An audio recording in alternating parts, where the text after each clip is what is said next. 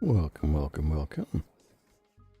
Whether you're here live or in the future, it is I, your wandering eye in the sky that keeps us in from seeping in, local friendly angel guy, Seraph. Hello. Welcome, welcome. Stream time. We are. Oh, that's just the music. Keeps fucking me up. I keep thinking the game crashed because the music just like stops and keeps going. Here we are, we're playing Supermarket Simulator. It's a Friday night. So we gotta keep it fun and lively with retail. Everyone loves the world of retail. That's exciting. I'm gonna play some Supermarket Simulator. It's a very calm game. Surprisingly calm for being a retail simulator, but yeah.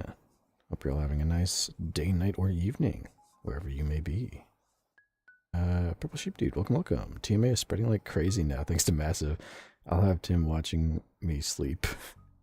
Or Bambi, welcome, welcome. And thanks to me, you might get attacked by the power of friendship during the night. Aw, that almost doesn't sound completely threatening. How nice. But here we are. Supermarket Simulator. I played this once. We will continue. I think if I remember, the last thing we did was name the store. That's about where we left off. Hey, there we go. Fin Finds. I guess we have to finish the day.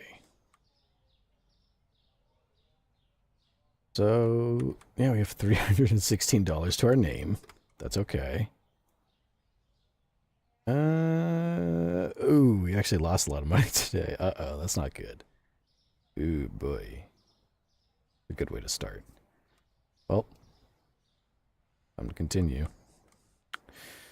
Okay. So it's closed, right? Okay. Okay. So we have some time. Buy some products because we're low on it. We have milk. We got plenty of milk to sell. More milk than we know what to do with. We got to get some other stuff. I don't know if we have enough money to be buying things. We have $316 to our name. Well, Sheep Dude. Yeah, I might get smacked in the game by that painting. Hopefully the blue tack is enough to hold it because I can't find it. I can't nail anything on this wall. Oh, in the face. Hopefully. Go Kitten. Welcome, welcome. So whenever I have to name stores or something in games, cum always ends up in the name. Sometimes when I'm by myself, I try to think of something stupid. I feel like it's fitting to put, I don't know. We could have called it Come and Go. Oh, fuck. Can I change? Hold on. Wait a second. Can I do that still? Customization.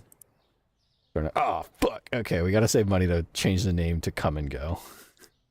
For $250. We can't afford it, but we will also go into debt, and I don't want to go into debt quite yet. So we'll save some money for that. But I like that idea. Where Bambi? OMG Goat, I found a lot of things online that made me think of you. Oh, nice. Oh, we need to find some shit to sell. Where Bambi? I think there was like a cum taco. Ooh. Why would you do that to the taco? Tacos are good, don't get me wrong. Oh, I already have shit. Oh, there's spotlights. We can't afford those right now, sorry. We can't afford to get lights yet.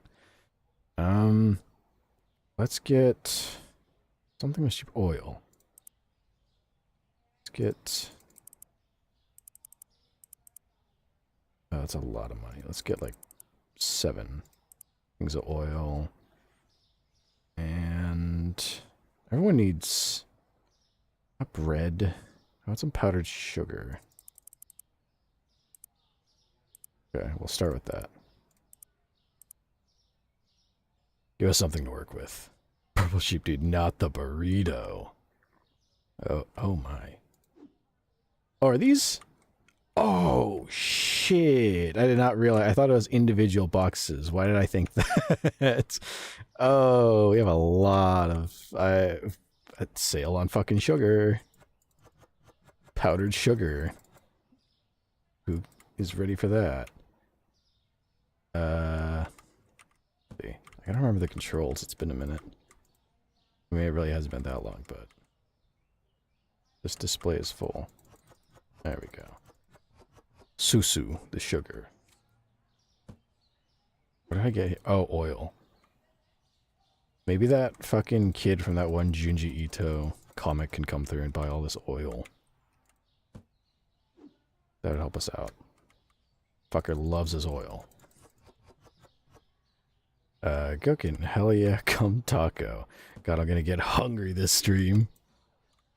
I mean, usually when I partake of a delicious taco, usually not spooge on it. I have so much oil. Oh, shit. Okay. Let's just do just those shelves. Like these 4. It's not what I meant to do. Oh, we have a basket to fix that, though. Hold on. Where's my... This. Come back. There we go.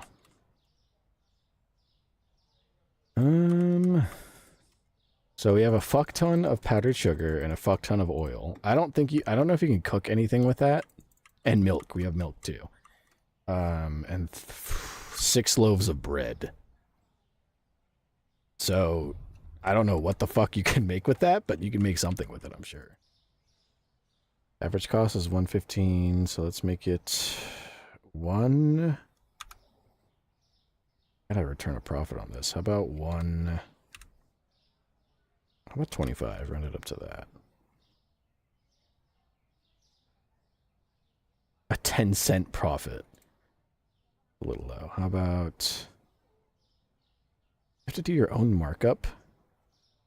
Oh, it says here market price is $4.83. So how about $5 even? There we go. It's $5 even. Have I been doing this wrong this whole time? No, I've been doing it right. $4.50. How much am I charging for these? Mark that up to like $2.75. There we go. And I gotta bring the rest of these shits in, so let's just... Oh, I thought I put the button to throw it, and I thought I threw it into the wall, and I just lost money. That was the... This is the throw button. There we go. That's better. I thought I just threw away money. That would have sucked. Good thing we take care of the things we buy. Okay. Alright. Come get your fucking powdered sugar and milk and oil. And if you're quick enough, you can get some bread. A loaf, maybe. Depending on when you get here. We have to turn a profit. We're running out of money. Purple sheep dude. I hate how you call it splooge. There's worse things you can call it. For example... I think of all the other awful ways I've seen semen referred to that isn't just that. The way people will come up with names for shit that don't need extra names. Getting cummies. There's that. I was thinking spum. Coom. There's that. There's some white sauce. Oh, the oil's too expensive. Not for her. She don't give a shit. Oh. Oh no, I forgot about the math. Motherfucker. 45, 50. Okay.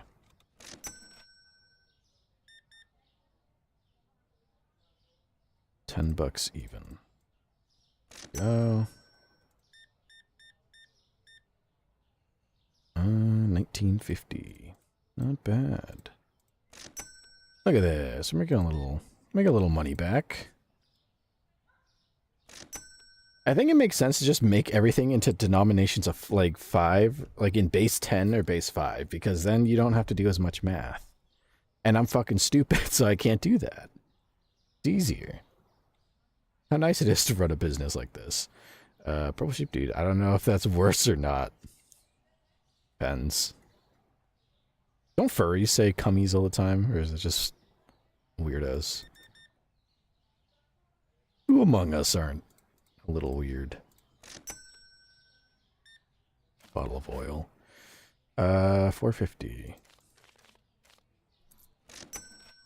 Taking money back. You can take money back by pressing... Huh? How would I take money back? I think I got it right. Oh, so I just gave him money by accident. I can't be affording to do that shit. 415. There we go. Fucking tall, dude. You need 550. Oh, wait, no. You need 450. There you go. That's better. Gokin, furries and probably lolicons. I've heard... I think I've heard it in weird shit like that. Cummy wummy sounds like some sort of shit. I would never refer to a male product as cummies or cummy wummies. It does sound like a fucking... You gotta be a little fucking... You gotta be a little deranged to be calling shit like that. Cummies. It's disgusting. What an awful... Who... I want to know... It's like... That's an android woman. That's like, that one... I can't remember the name of the anime.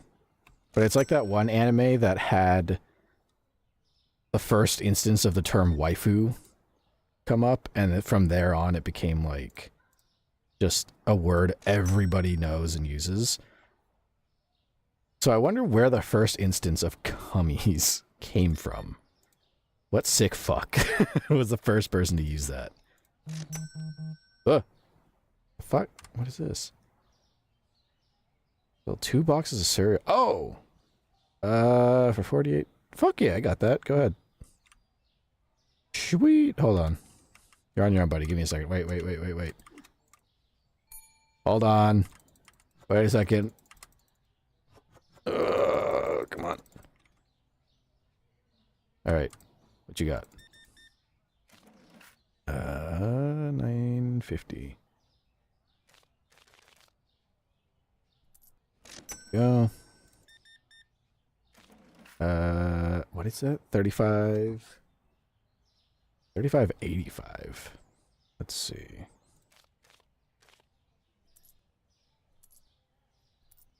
There you go.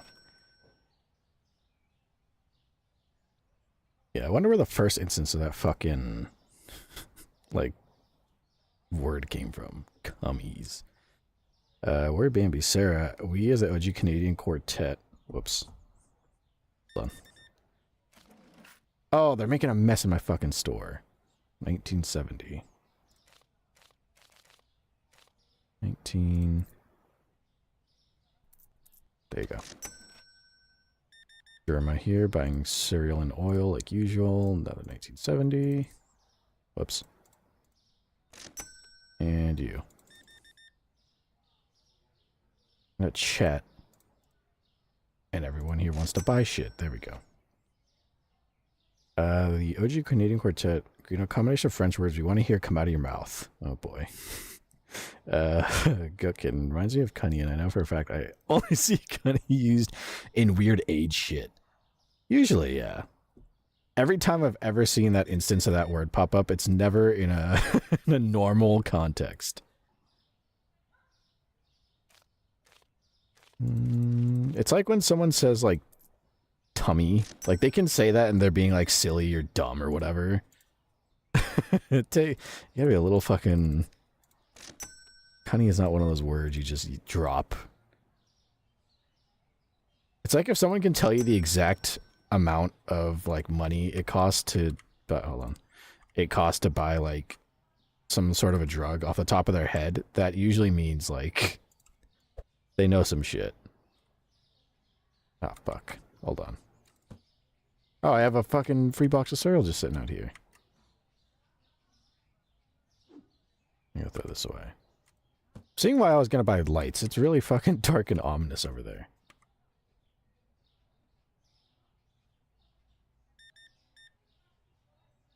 What you need? 1535.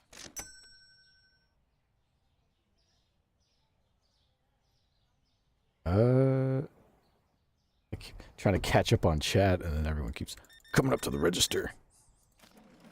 2470. Oh wait, you're good. Sweet. I hate when they do that because then I double check. Like, wait a second. I don't need to give you any change. Oh, you fucker. 39.65. I'm gonna have to adjust the prices so that they're all in 50-cent nominations.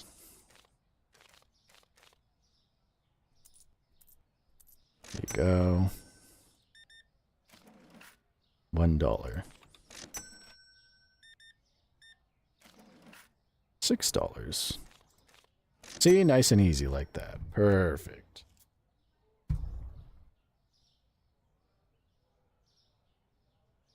Let's see. Or Bambi. Yes, good writing indeed. Purple Sheep Dude. Cummy Mummy sounds way more close to yummy in my tummy. Oh, Cummy Wummy, I see.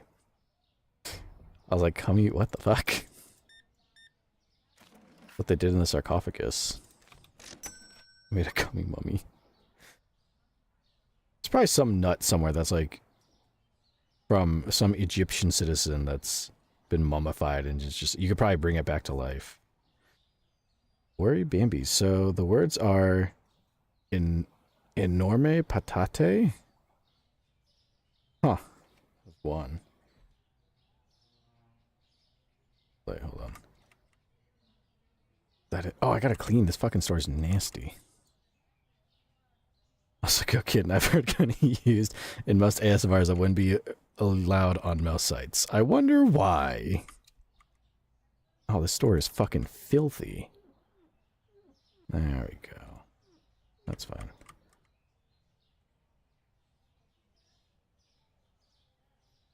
I think that's everything there. Okay. Made a little profit. Okay, we're working our way back up. That's good. That's good. Let's see. Worry Bambi, you're like, you were the one like 20 minutes ago who said they thought Sarah would say it. Enormous potato. Ah, okay. Yeah, okay. Purple Sheep Dude necessary. Let's not do that. Uh-oh. Let's not do what? Flour's cheaper. Oh, wait, hold on. First, we gotta fucking restock our cereal. Where did I have it? Like here? Oh, I hate when it fucking accidentally puts it somewhere else. Okay, you gotta do this. There. Well, no one's quite sick of fucking flour yet, so we got more. Forgot they come in units, which should it should be a fucking. I should have just assumed they're in units. It's a store. Why wouldn't they? We sell only the most random of ingredients.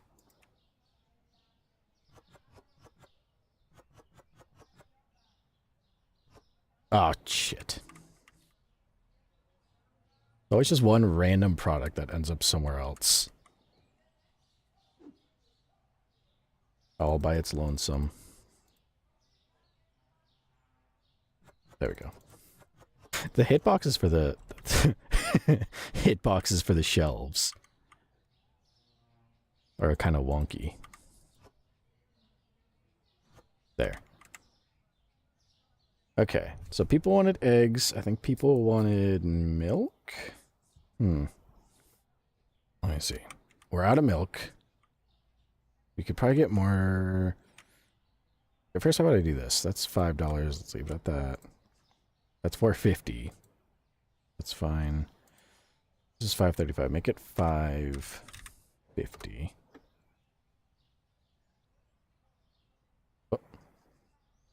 Oh, clear label. Let me get another couple units of cereal and maybe some. Oh, what's cheaper? Eggs or milk? Oh, you know what? People wanted water. Oh, but we have to put it in the fridge. We can't do that. Cheese. Not that. Comté cheese. These are fucking expensive per unit. How about we'll do like one more unit of cereal and do like 2 units each of eggs and milk. Buy that. Go outside. It's gonna be sitting out there. Oh, I hope this fridge has space. Because these have to go in a fridge. And there might not be space for these. Oh, perfect. They fill up a shelf. Oh, I could have... Oh, I just realized. Hold on. Come here. There we go. Move them down a shelf. Make room for more milk.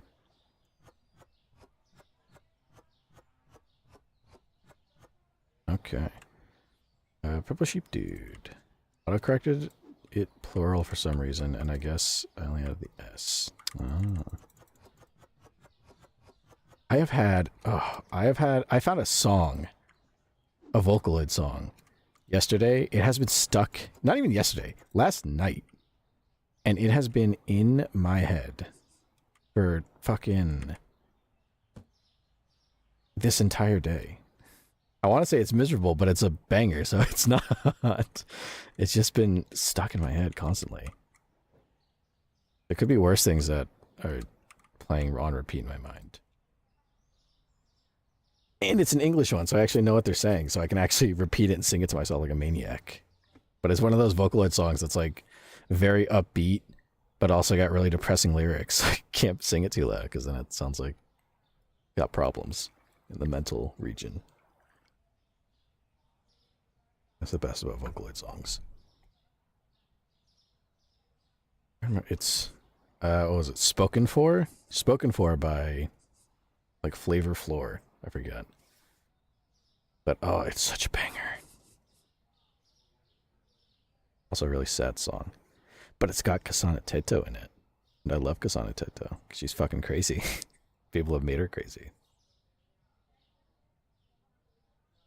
Purple sheep dude. No, clearly, enorme patate refers specifically to potatoes who have been genetically modified to grow human toes. French is just quirky like that. The France are a silly people. Oh, we got a lot of people here. 775. 8550. See, there we go.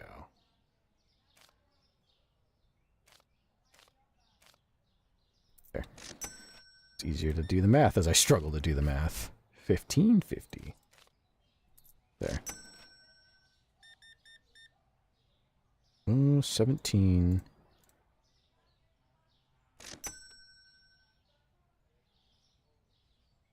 Speaking of music, that reminds me. I saw on TikTok that while I was uploading a clip, I was like browsing TikTok for a bit. And I remember somebody made a post. They were talking about AI music and they're playing this song and they're like, hey, like there's like no audio. It's just someone like putting text on the screen and they're like reacting. And it said like, hey, do you like this song? Do you think it's pretty catchy, right? It's pretty good. Well, guess what? This song is entirely made by AI. All of it. Like the singer and the instrumental. And like, isn't this like crazy and scary? It was like one of those posts to be like, isn't it scary how far AI has come that you didn't even notice? And people in the comments are going like, oh man, like it's so scary because it's like not even speaking a real language, but you swear you've heard it before. Meanwhile, other people in the comments were pointing out like, no, this is a real song and that is a real language. It's a guy speaking Portuguese. It's a real language. And they like link the actual song. And it's a really good song. But I think it does the music video the guy made for it uses AI, I guess. I think maybe the like some of the instrumental is AI too, but it's not 100%. The way that it was presented, it was like entirely AI. The person didn't exist. None of it was real. And meanwhile, they're like, no, he's real. He's definitely real. He's just Brazilian, which is a real place, I promise. Despite what you might think, Brazil is a real place. 33 bucks. There you go. 24. 25. Purple sheep dude, what do you mean? Portugal isn't real? Oh. Oh, it's all AI. All of Portugal. It's AI.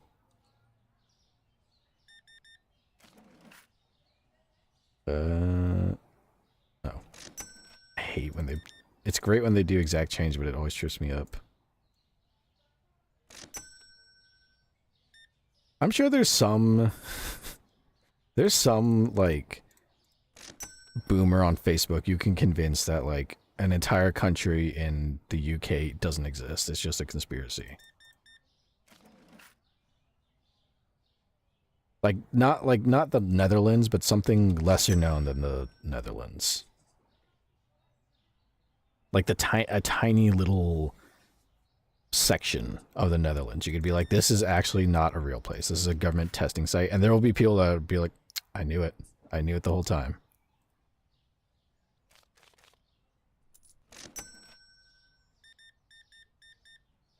Yeah.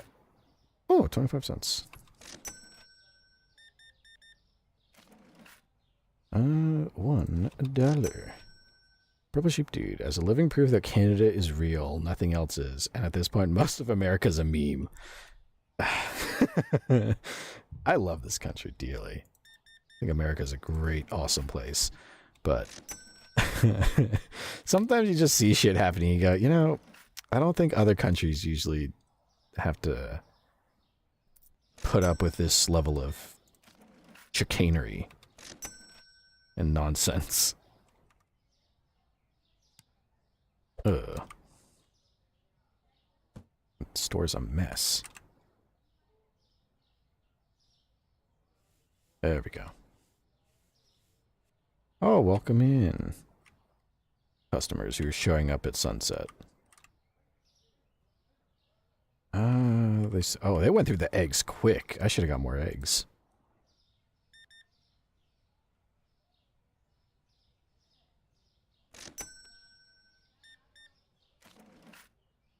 $5.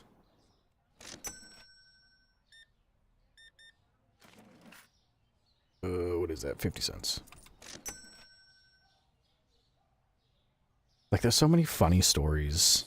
Sometimes not for good reasons, but sometimes there's funny stories in America. Like, maybe this is a very specific one, but there's like this rapper in America who's dead, and his name was King Von. Brother Finn introduced this guy to me. There's this rapper by the name of King Von, and I guess his whole shtick was just that he fucking murdered people. Like, that's what made him famous, was he just liked killing people, and like for no reason. He would just go out of his way to murder people, and like he would make songs about it, and then he'd just go and kill somebody for the thrill of it. And like, he showed me a video that I was like wheezing at, because it was like a video that was made after he had been killed himself, and he was like it was like his friends, or at least like people on his side, and they were like talking about him, and they're like, yeah, Vaughn, he was fucking evil, dog. Like, he was a demon. That wasn't a human. This guy's a fucking demon on earth. And his friends were like, yeah, when I heard he died, I celebrated. I just cooked outside all day. It was, you know, like, that man was evil. You could just see the evil in his eyes. And I was like, dude, what kind of fucking life do you lead where you're just known for killing like 13 people just out of like spite or for fun or whatever? What a fucking life.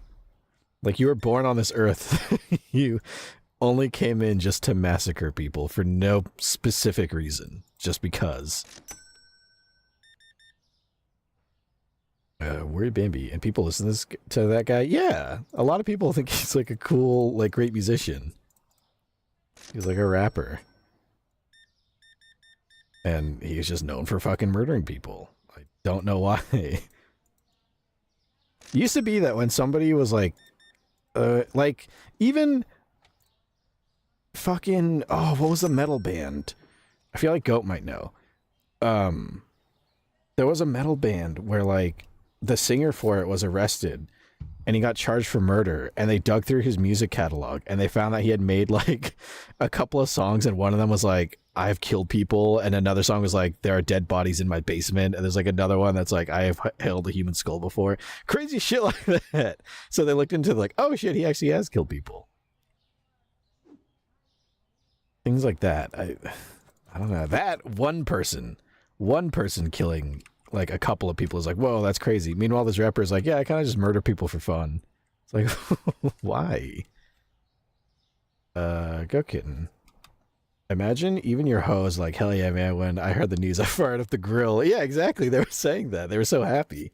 Like, yeah, I just cooked outside and fired up the grill. We had a little party. It was fucking nuts, dude. And his own friends are telling him, like, oh, you know, fucking that guy was... They were saying he was a demon. Like, that's not a... It's not a good thing to be recognized as. Unless you just are a demon. Worry Bambi. Man, Sarah in one ear, carpool karaoke with Bug and Massive in the other. My head's gonna hurt. Oh, no. Just two complete opposites. Especially because this game is pretty quiet. Coffee's cheaper. We gotta buy coffee and sell it. I guess I should get more eggs, because people were really fucking with eggs today. Actually, hold on. Oh, shit. I didn't mean to do that. Come back. Sell these here.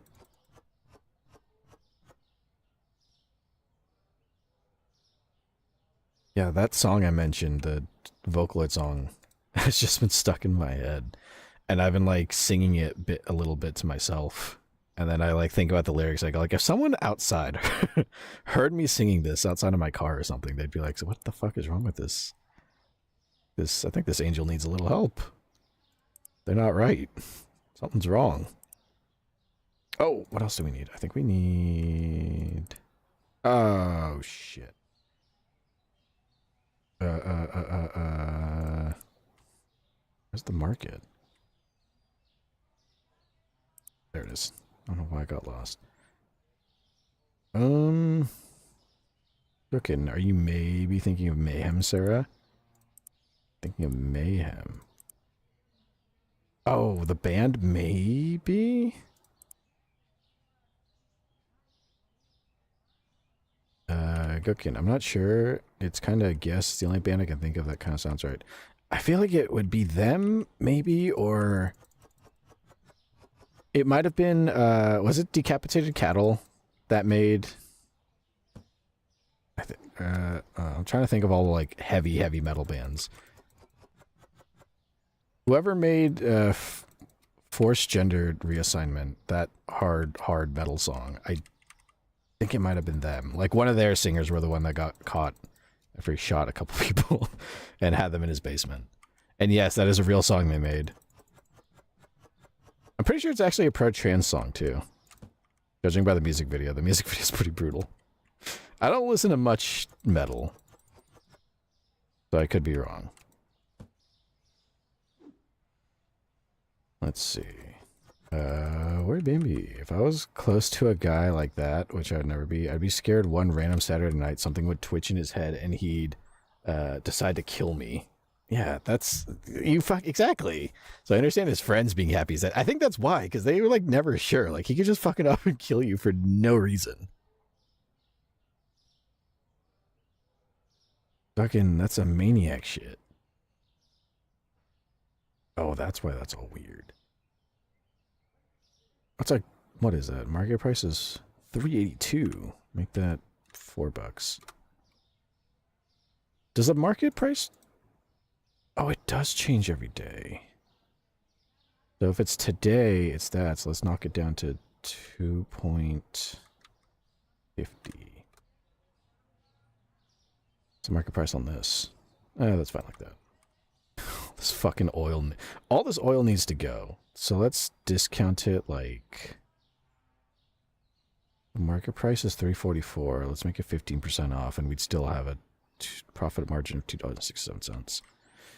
Nice, and then more people will be down to go there. Okay, we have to buy something else to replace the sugar when it's done. Gokin, oh yeah, that's cattle decapitation. That's what it is. I don't know why I thought decapitated cattle. It's cattle decapitation. I feel like it might have been one of their singers that got caught and he got arrested for like murder because he sang about it. I don't know how the fuck they were able to tell. It's really hard to tell in their music sometimes what they're saying, but somehow, some way, he had to open his gab, get himself caught. Ori Bambi. Also, the singing is on the Greatest Showman soundtrack. I only know one song, just The Greatest Show on Earth. That's it. I've never seen that musical. That's the one about Barnum and Bailey, right? Like the circus, I believe. It's been a hot minute since I watched a musical. What's the last musical I watched? Yeah, I remember. I did remember watched a while ago. I watched a ballet performance that was dedicated to I almost said David Mercury. That's not a person. Fucking David Bowie. I don't know why I thought David Mercury. It was a ballet performance that was done to, you know, in his, like, after he had died. Very nice. Very nice. I liked it.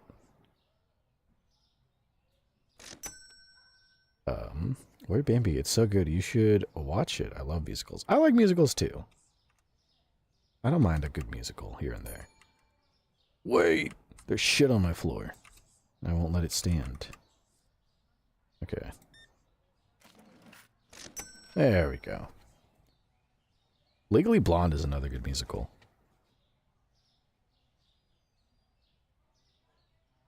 And then there's West Side Story, but West Side Story is just an old one. I swear, okay, actually, that reminds me. Speaking of musicals, I could be fucking batshit insane here.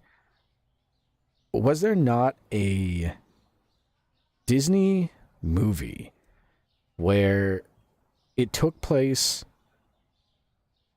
in the modern world, but it was a guy and a girl protagonist, and they get sucked into the world of West Side Story and have to live out the musical if they want to get back? And I think it was called like Beach Story or some really stupid fucking thing.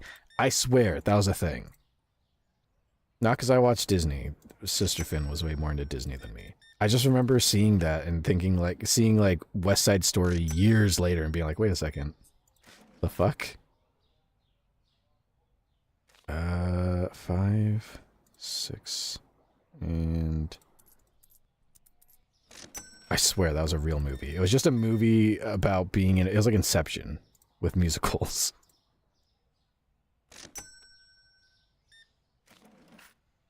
Oh, perfect. Exact change. Oh, there's more shit on the floor. Why do these people put shit all over the fucking... Ori Bambi, you got it. Yes, Teen Beach Movie. That's literally what it's called. I thought it was something basic like beach movie or fucking beach musical or some fucking thing like that. It's so good. I don't remember watching. It's been a while. I just remember thinking it was like an interesting concept and then learning that there is in fact an actual West Side Story. Ori Bambi, the second one is what? The second, there's a sequel? They made 2? They made 2 of the same movie? I didn't know you could repeat the premise like that. What the fuck is this, you moron? You're paying for a fucking box of cereal $100, you piece of shit. 90, 50. Here's your fucking change. Get out. $4 there. You, what do you got? 8. Oh shit, that's too much. 8.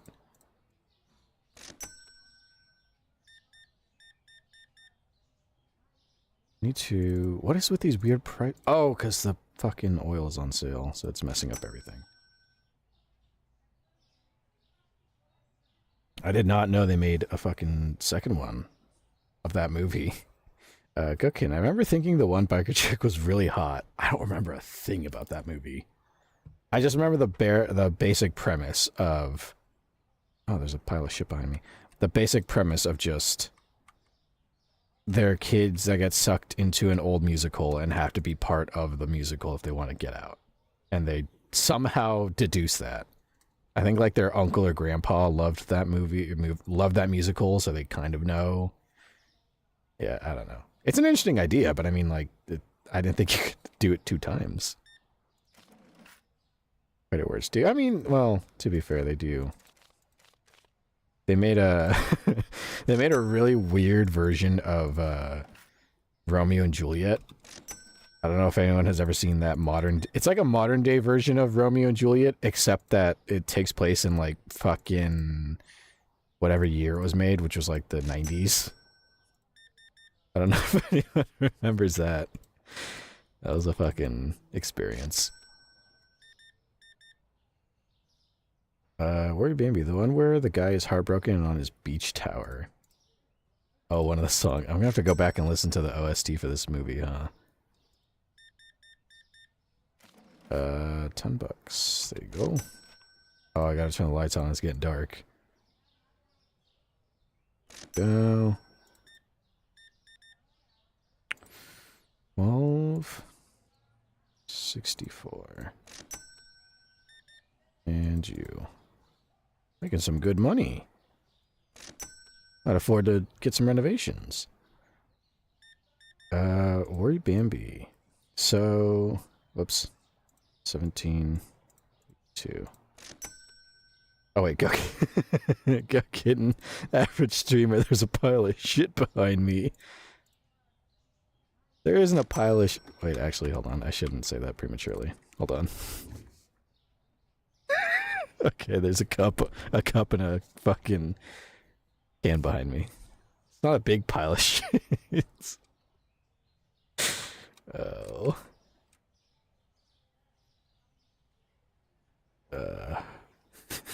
Average streamer. Average VTuber. There's a big pile of shit behind me. There's a big pile of... Looking in a mirror, there's a big pile of shit in front of me, too. $10. Twins. What the fuck? Now you're buying... Oh, there's another pile of shit next to me, too. 96.18. Fucking paying with $100 bill for this shit. 13, 14. I count good. Worry Bambi. So the concept of the sequel is that the 2 main characters break up, and then the main character's West Side Story randomly show up on the beach in real life. And they get them back together, but they also have to go back to the movie because they're going to cease to exist if they don't. Huh, okay. Okay, yeah, in the second one, the hosts from the musical come to real life. Oh, that reminds it's like the Fat Albert movie, which was a nightmare, even though I liked it as a kid.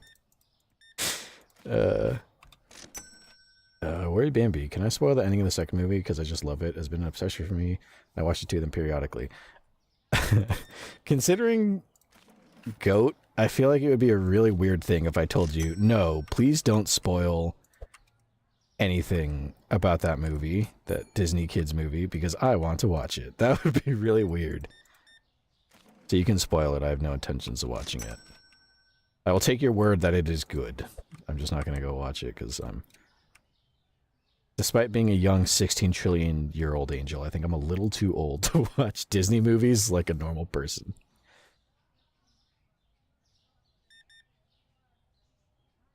$8. There we go. Go kitten. Don't bully yourself, Sarah. You're anything but big. Little pile of shit. Go kitten. Goat. Excuse you. Well, no, what I'm saying is, like, with you in the chat, if I was to go like, oh, I want to watch this Disney kids musical, you'd be like, fucking creep. A little too old to be watching musicals. At least from Disney. Like, I know Disney adults are a thing, but I don't care if even Gargura was a Disney adult. It's still weird. R.I.P. Gargura. We made $200 in profit. Fucking run some business here. Oh, we can afford. Hold on. We can afford. Where is it? Where is it? Wasted $200. Here. Branding rechange. We gotta.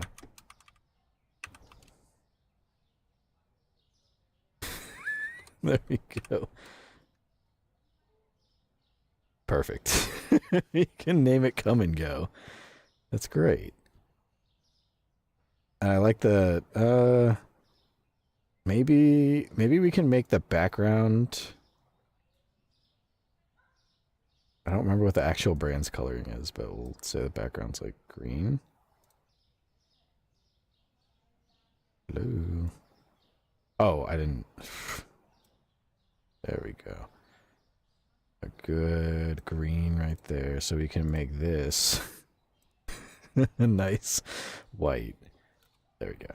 I was thinking like Come and Go. What else? Fucking using jet. Fucking cooking. Oh yeah, so now you're purposely avoiding them to avoid suspicion. I was never gonna watch to begin with. Where'd Bambi? The girl from the movie. She discovers life in the 2010s and she loves it a lot.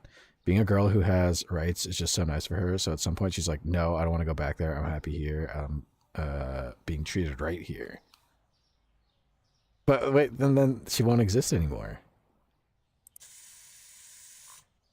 Oh no. Oh, we could get. No, let's not do that. Oh shit, I have bills I haven't been paying. I forgot. Whoopsie. I forgot I have bills to pay. Okay, there we go. Oh, and rent. I have a lot of rent to pay too. I kind of forgot about those things. No wonder we're making so much money. What do we need before I go buying shit? Because I have to see what I... The oil isn't selling so well. Nobody wants to buy just oil, I guess. Which is a crying shame, but... Oh well, can I... lower this just to... Market price is $3.44, so... I guess if I knock it down to like $2.50? I also put the percent in the wrong spot, but whatever. I get to 3. Oh, it bothers me that's 301, but okay, whatever. Where'd Bambi? Anyway, she has to go back. The biker girl. Okay. She's forced to return. That's sad. I don't have anything here, so we need milk and cereal and maybe some eggs if I can afford it. Let's do 1 unit of cereal. We'll do 2 milk. There. Okay.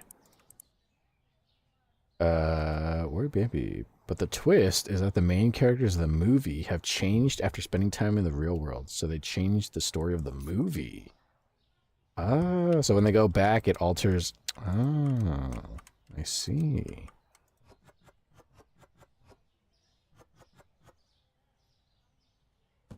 Interesting.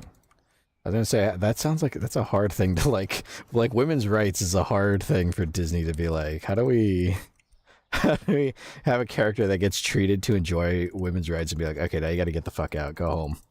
Leave. There, did I buy too many eggs? I think I did. Uh-oh. Wait. The garbage. Now we have extra milk and eggs just sitting in the back with no refrigeration. And by back, I mean by at the back of the building here with no protection whatsoever. Cooking. I remember watching the first one a lot because it was on Disney like all the time. They played the shit out of that movie. Do you know what other movie they played the shit out of? Again, I was never a fucking fan of Disney. I really did. I don't know why. Oh, you know why? I think it's because when I was a younger Seraph, when I was a smaller little Seraph, I was going through that phase where I didn't know that I was also not, like, it hadn't dawned on me that I wasn't straight yet. Like, non-straight, like I was a little, a little homo. So I had that phase that I think a lot of younger guys go through when they don't realize they're not straight, where they have to like be hyper masculine, where they're like, no, I really hate this girly thing because that's gay. And then it's like, yeah, you're gay too. You're also gay. So I went through that phase. So I really didn't like Disney because of that. Admittedly, even though I am more aware and accepting of my sexuality, I still don't like Disney. I don't think it's that cool. Sorry. Oh, wait. We have a storage. I forgot. I do have a place to put this shit that's not just sitting here. I just remembered that. I don't know how to access it, but it's there. Well, it's something there. But originally my tangent. So Sister Finn liked Disney way more than I did. And she would watch a lot of like Disney movies. The other Disney movie I remember being played the shit out of all the time was one called Lemonade Mouth, I believe. Is that a Disney? They have the weirdest titles for these fucking tween movies. But Lemonade Mouth, I think, is one that I played a lot, along with like High School Musical. Not to that level, but it was fucking on all the time. Worry Bambi. And since the main characters in the real world have met because of the movie, and the movie's been changed, they actually never end up meeting. Wait, the main characters in the real world have met because of the movie, and the movie was changed. They actually never end up... Oh, that's a fucking weird twist, so they never meet. Did they ever get back together? Is it just like fucking they never were there to begin with? That's actually kind of cool. I don't know why. That's pretty rad. Oh, but okay.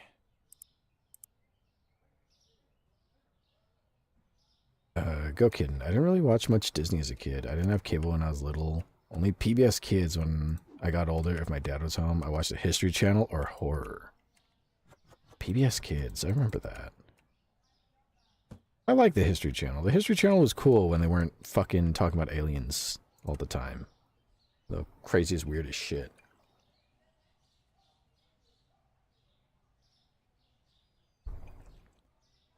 I'm trying to think what is some nostalgic TV. You know what was a mix between History Channel and horror? There was a show, but that like it was on Animal Planet, and it was called like what was it? It was like VHS tapes or scary VHS or some weird shit like that. And it was a show about like supposedly real like cryptids being caught on camera. I just remember there was one, and the story was like this lady was an astronaut and she went to space, and then she came back. She felt like shit, so she went into a hospital, and it turned out she was basically like pregnant with an alien that like ripped out of her, and then it was like this creature has never been found. And because little Sarah was not a bright seraph growing up, genuinely thought there was a fucking alien running around on planet Earth. It scared me. It took me a while to realize, oh, that was probably fake. Maybe. Just because they said it's a real VHS they found, they're probably lying, and it's not a real VHS they found.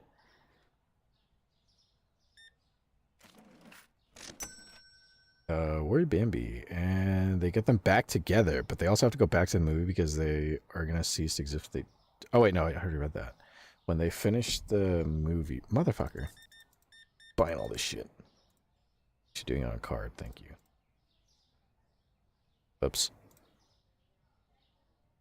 Oh, fuck. 02. There we go.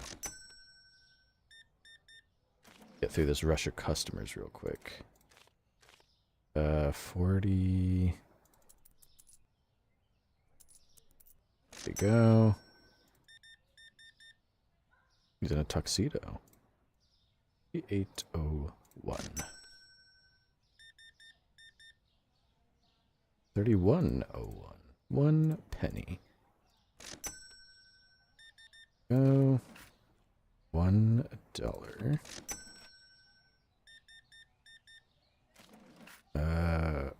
fuck is that? 598. Oh, that was almost 50.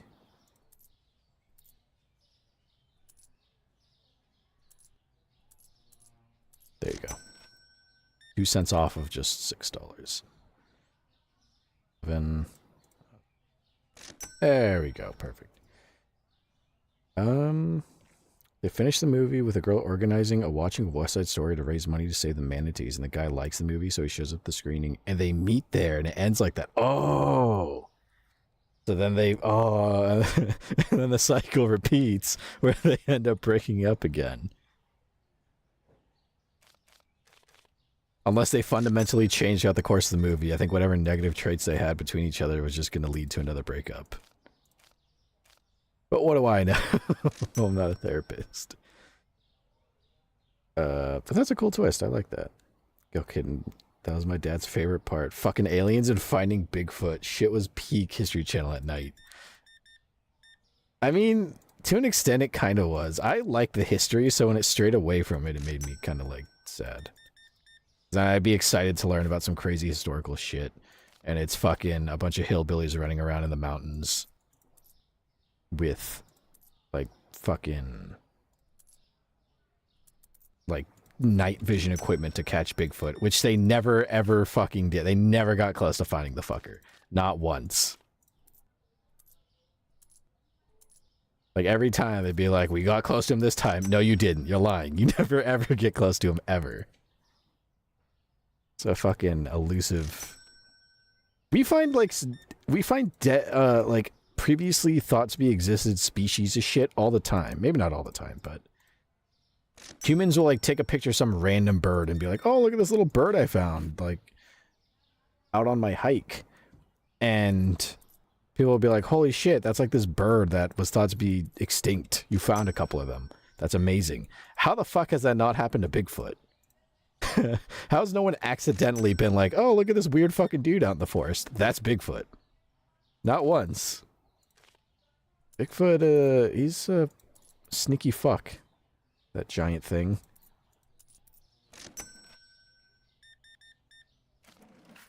$32.90. What is with this fucking monetary amount? It's like totaling out to 99 cents or 92 cents.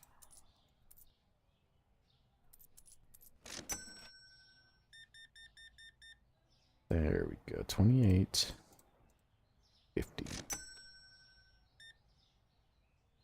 $5.50. I know the store's dirty. I'll clean it in a second.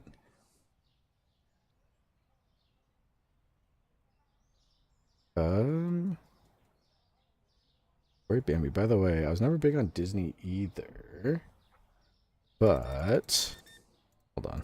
I'm like balancing chat between the people who just walk up to the counter to buy eggs and oil. Probably to drink when they get home.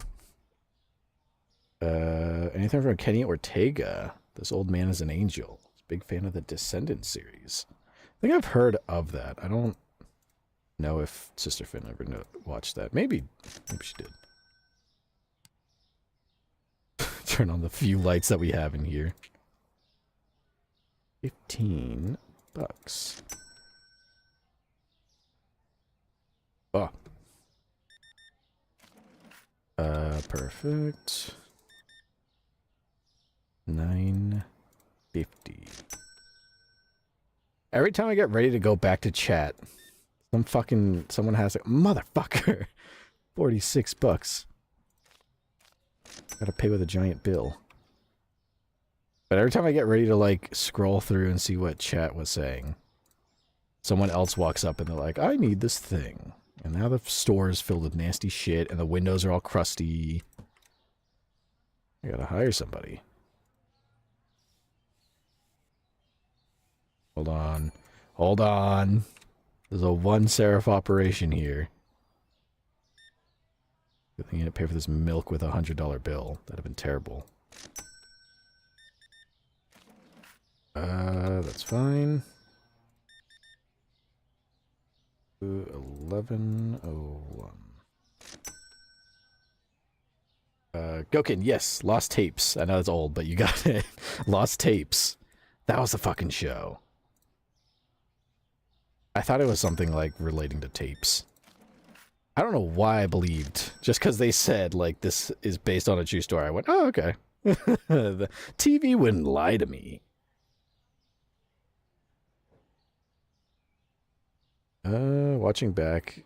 Word Bambi. I was a big fan of the Descendants series. Watching it back, they were so cringe. Automod. Oh, allow that. Get that in here. Whoa. Hillbillies in the Mountains were my favorite. They're awesome. They're just running around and shit. Trying to catch something. Oh, my shelves are bare. That's terrible. Go kidding. Anywho, it was great because I was like, damn, these guys look and sound like my cousins. I think I was young enough for them when the first Descendants came out, but after that I aged out probably. I was spiteful because they fucked ever after I. Word Bambi is a thing about royals and villain kids. Oh, okay, actually I vaguely remember that. They had a lot of toy commercials for that shit. Oh, we are fucking sold out here. Oh boy. Closed. Closed, go home. We have nothing. We sold out.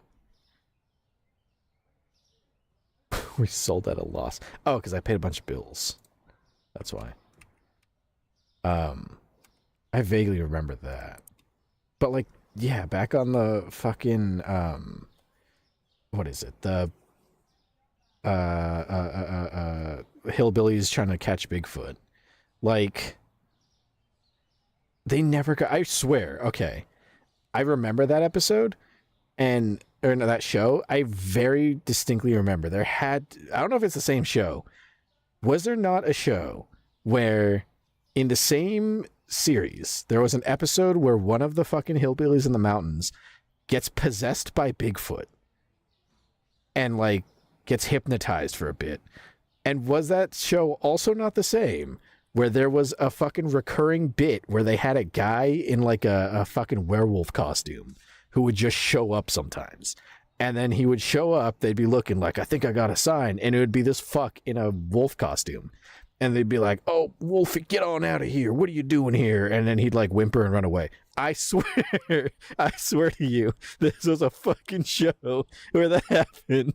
But the first couple of seasons were like serious. Like they were genuinely trying to find this fucking Bigfoot. And then after like that season, maybe like season 2 or 3, they were immediately like, ah, fucking who cares? Fucking Bigfoot can possess people and we have Wolfie and shit.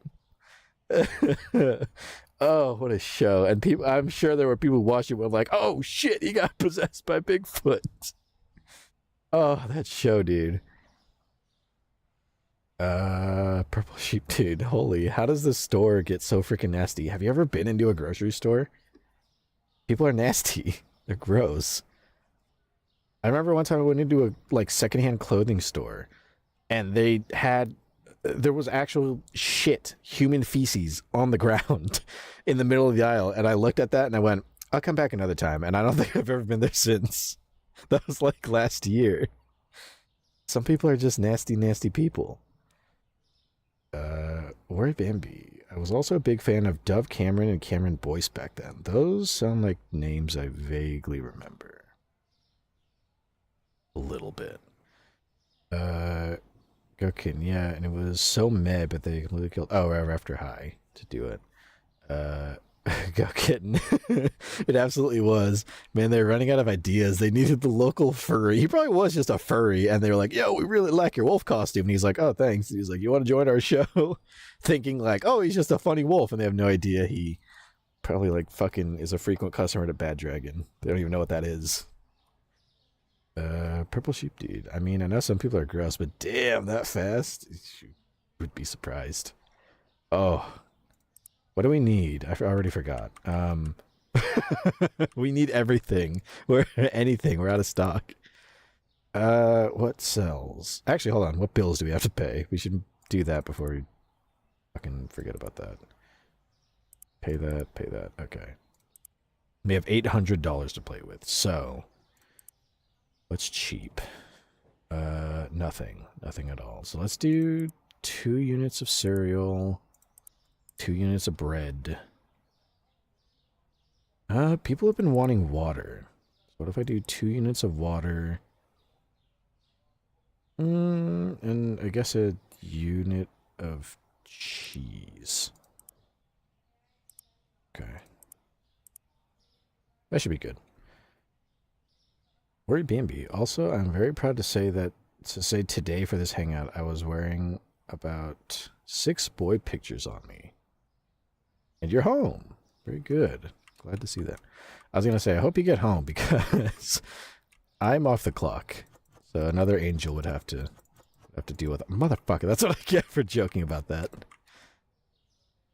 The box out. Come here. There. I'm glad you're home.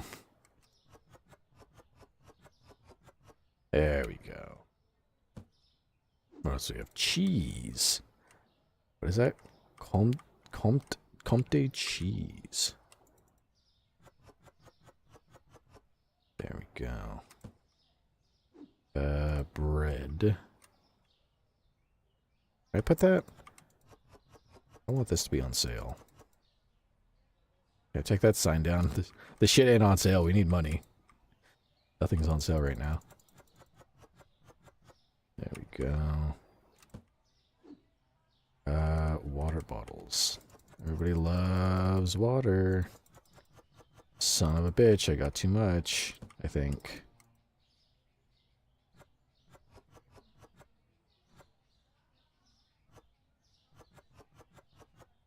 Plenty of water, perfect. Maybe next... What is our objective? We're supposed to purchase paint from the market and paint walls. Maybe after this day we'll have the money to do that.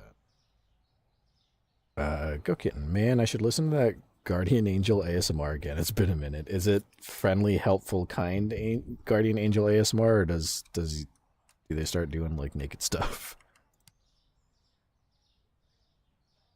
I hope it's the former. How do I...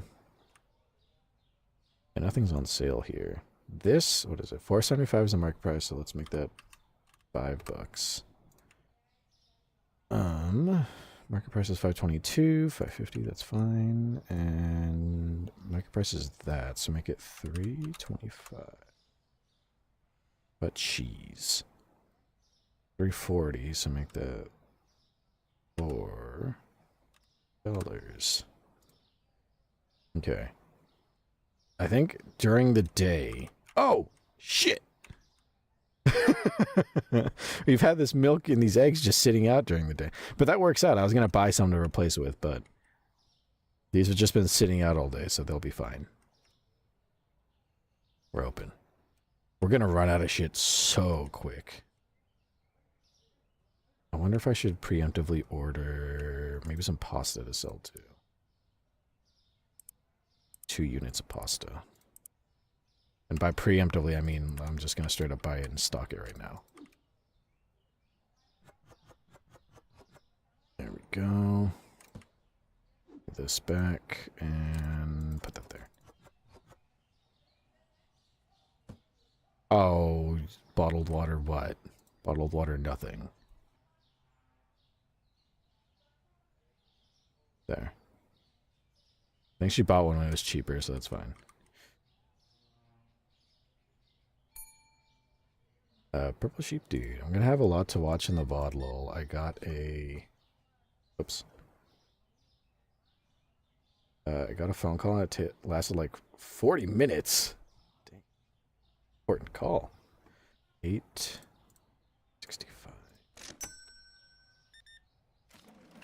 $3.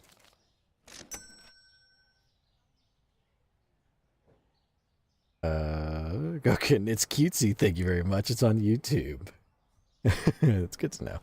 Purple Sheep Dude. Rare ASMR mention with nothing demonetizable. Yeah, you can be wholesome sometimes. 2 bottles of water. What is that? Sense. Goat Kitten. He's your guardian angel, and he's been there since you were a kid, so he became your best friend, but you didn't know he was your guardian angel until he has to use his power to save you and expose his secret. He thinks you'll hate him, but then you confess, and it's cute as shit. Aww. That's kind of cute.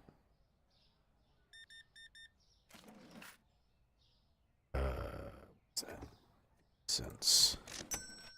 Font is so small to see from here. But yeah, that's a sweet ASMR to have. Just a nice little story there. Could have gone down so much differently. Angels don't usually bang humans. What is that? 850. There you go. Go kitten. I mainly talk about horny ASMR, but I'll have you know my favorite genre of ASMR is angst. Like, I talked to Ryan about one that made me cry like 6 times. And I started tearing up just thinking about it. Poor Ryan got so nervous because I was just railing about how cute and sad it is while being all teary. Okay, well, you don't have to repeat it here if you don't want to. That's okay. There's no crying in the supermarket. This is some hardcore shit.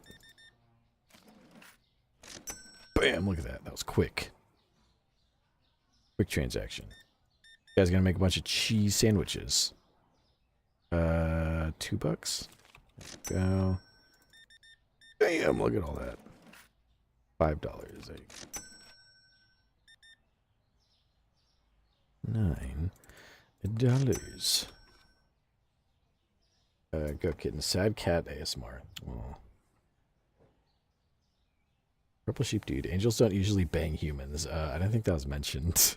Well, no, because I thought I was saying it could go in a different direction. The horny direction. Actually, I was gonna say there's angels that do that. Fucking Panty for me. Panty and stalking. She fucks a lot of humans all the time. It's kind of her thing. That anime is so fucking cool. I would like to watch the new season of it, but I don't have time and I don't know where to find it. I've heard it's on Amazon Video, which surprises me. I did not think they would go straight to Amazon with that. But fucking whatever works.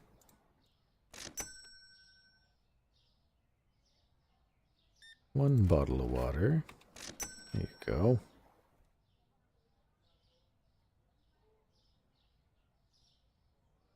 Actually, no, that is a thing. I just realized that's a thing. That's what demi-humans are like a thing. And that's partly why fallen angels exist. Because they err. They do something bad. I don't know what I was thinking. Shells are already looking pretty bare. 22. 50 there.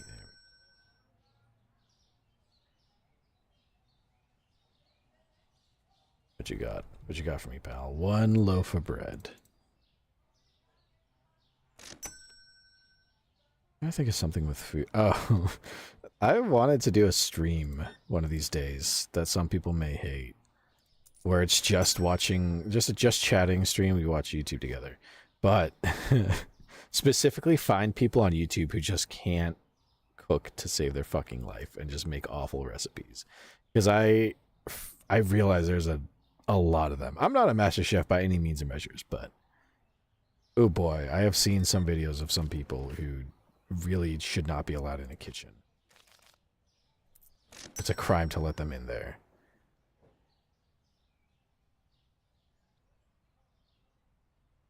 Oh my. Hold on. Let me serve Germa here, and then... Oh, he shit on the ground over there.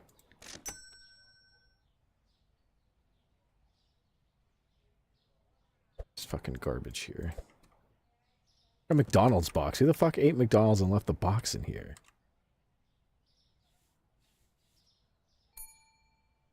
See you. I beat you here. $11. I just saw a wall of text appear, and I was like, oh shit, hold on. Let me serve this rush of customers that came in. 13.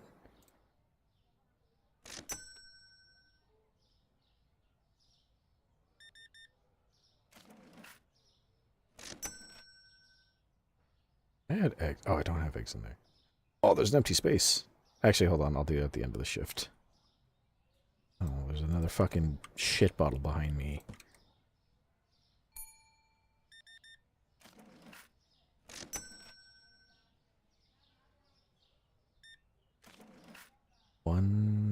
$175.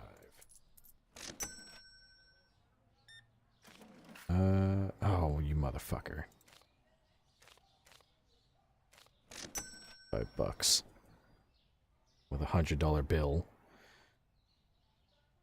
Go kitten. Angst ASMR's peak. One of my favorites is a zombie apocalypse one where you get bit getting a gift for the other person and they find out. And hold on. And every time I start reading, someone comes up with something. Yes, here you go. Your bread. Joy. Where you get bit getting a gift for the other person, they find out and they're so pissed at you, and then they get sad because they'll have to put you down after you change, and they'll talk about your friendship, comfort you while you get more sick, and then when you change, they say I love you and shoot the fuck out of you. They keep apologizing while they shoot themselves. Oh my god, it's so angsty and peak. Good god. Fucking love angst, y'all, even more than my disgusting horny shit. I love angst. You would not have liked, unless you played it or watched someone play it. Oh, that's too much. The Walking Dead Telltale game, the first season. You would not have liked that. If you haven't seen it or you haven't played it, that's right up your alley. And I don't want to spoil it unless you want it to be spoiled. I don't think I could play it because I don't think I could handle it. It's fucked up. It's too much, even for me. Not in a brutal way, in a emotion way. I don't do emotions. It's not my thing. Purple Sheep, do you just want to torture goat? Oh, with a nasty food thing? Of course. That's the thing. It would be awful. It would just be terrible. Like, either that, I would want to look at really nasty foods, or I've also seen videos of people who like, oops, wrong way.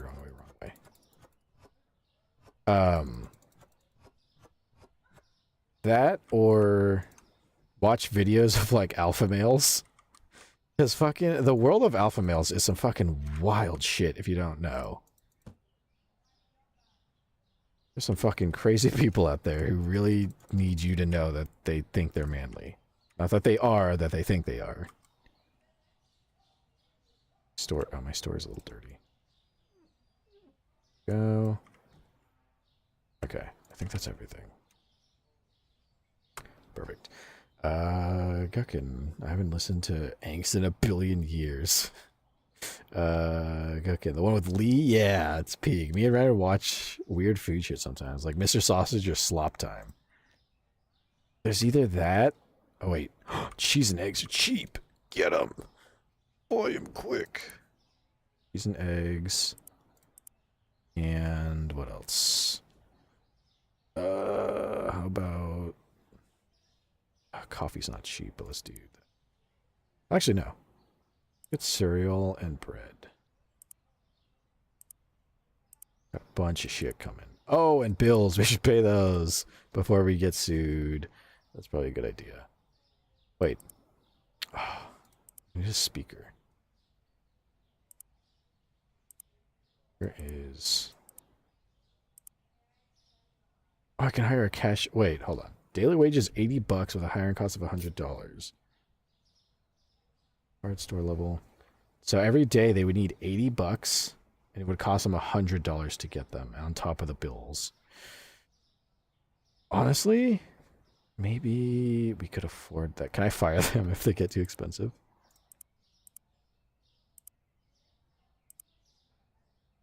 I'm gonna go for it. I'm gonna get a cashier, and then I'll just focus on restocking shit. Oh, I can fire them if they get expensive. Perfect. What an ethical... hey, there he is. You can boost him. Is that just walking up with a fucking syringe and putting it in his ass and be like, alright, go. Give him some roids to work with. Keep him excited.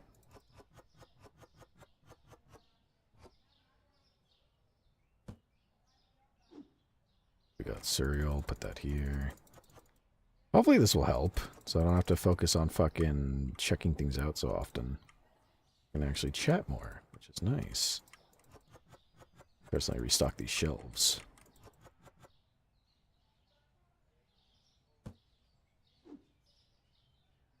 Go kidding. Who needs unions? Yeah. Who needs unions when you've got Money and white bread. Nobody that too. Cheese. I have no room for cheese, so let's just put that right the fuck back. In fact, can I put it? Probably right. Just. I have a storage. I don't know how to access it, but it's there. I don't really know what. I know there was like a tutorial about the fucking storage and how it works. I just don't remember how it works. And if I was smart, I would look it up, but I don't wanna. Oh, those shelves look really bare. We could put some more products up there. Maybe pasta or tea? People have been wanting tea. Go kidding. God, the white bread deforestation guy. I've seen, every once in a while, I'll see like a meme or two referencing him, and I like get surprised that he doesn't have as much relevance. Especially because he's the guy who he like out weirded Shadman. Shadman thought he was weird. That guy. If you don't know who that is, good for you. But that fucking guy is something. He is something, man. To an extent, I feel like he is to the internet kind of like how King Von is to some rappers. Like, this dude's fucking nuts. Like, he's crazy. He just has a... If you know who he is, you know he's a fucking weirdo. Go kidding. If Shadman thinks you're weird, there's definitely some kind of parasite in your brain. Exactly. Like, this guy hounded him for a fucking commission, and Shadman had to tell him, like, dude, you're fucking weird, back off. And then he goes and complains to, like, a bunch of, like, people online, and they're like, yeah, can you believe this artist thought I was weird? Like, what the fuck? And people are like, are you kidding? You kidding? That's some psycho shit. You gotta be really fucking weird to out-weird him. That man's a literal freak. I guess put it down here. Put the pasta down here. Probably looking at buying another license so I can get more products going.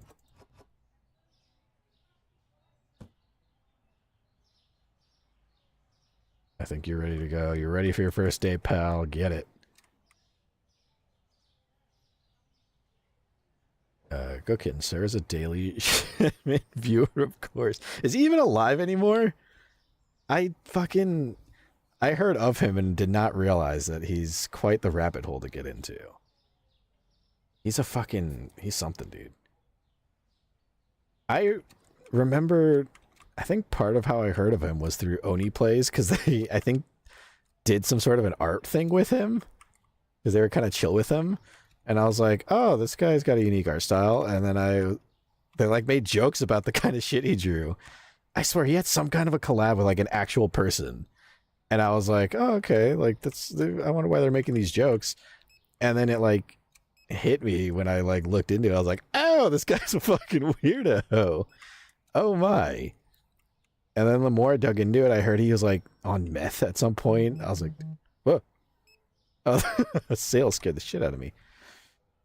2 boxes of powdered sugar for $22.60. Sure, fuck it. We might have passed up a discount. Fine. But yeah, he's something. he is something else, that guy.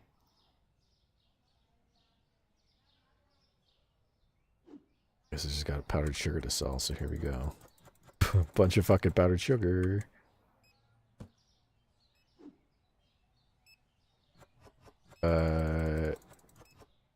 Okay, no, yeah, he makes insane shit.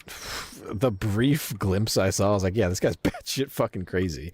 And then I learned that the white bread guy weirded him out, and I was like, yeah, the white bread guy's something is up with him.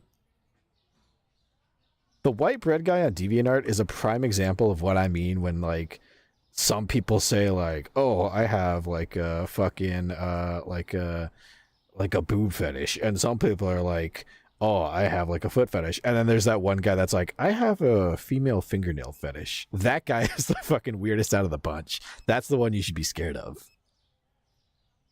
Like, that's what that white bread guy reminds me of. Like, he's that guy who's like, I really like this one specific scenario. Just that specific one. Being like, yeah, that's fucking wild, dude. What happens if I boost him? What does that do?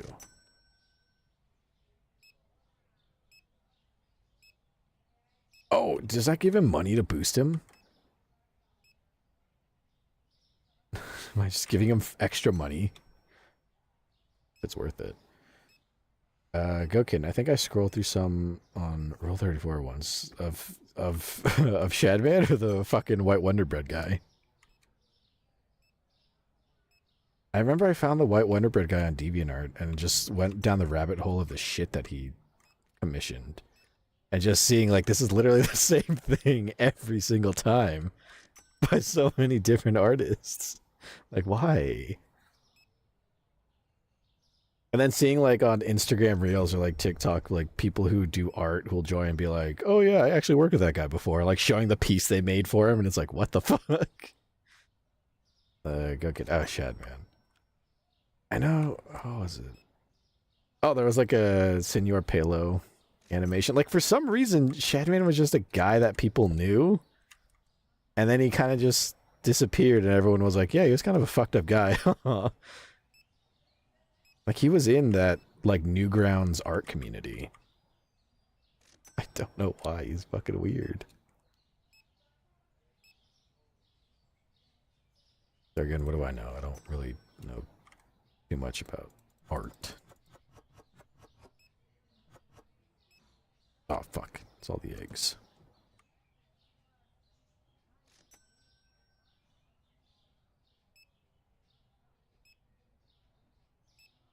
Some art is just weird. I will say that sometimes, just like how I'll like see if I can find schizophrenics on Instagram, I'll just randomly just like type in a word on DeviantArt and see if it leads back to some bizarre fucking unknown or degenerate fetish, and it usually does. It's like that one game 6 Degrees on Wikipedia. I think it's called 6 Degrees. It used to be with like an actor, but you could always trace it back to some weird shit. On DeviantArt, it can always go back to some bizarre fuck shit that makes no sense. Just like on Instagram, if you scroll far enough, you're just gonna find some schizophrenic just rambling online about something. The second you see a video of someone's Ring camera and they're recording like a white van driving down the street and they go, this is what they do every day. I see them do this all the time. That's when you're like, I made it. I've been. The internet is funny sometimes for really bad reasons.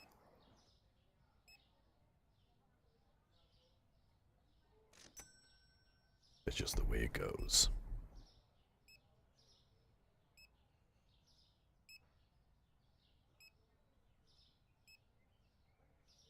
Oh, I can move these? Can I just rip these out of the wall and move them? Oh, I can. Let me spread them out. We'll get them a little more spread so that light is a little more evenly distributed. There we go. That's better. Oh, there's shit on the floor.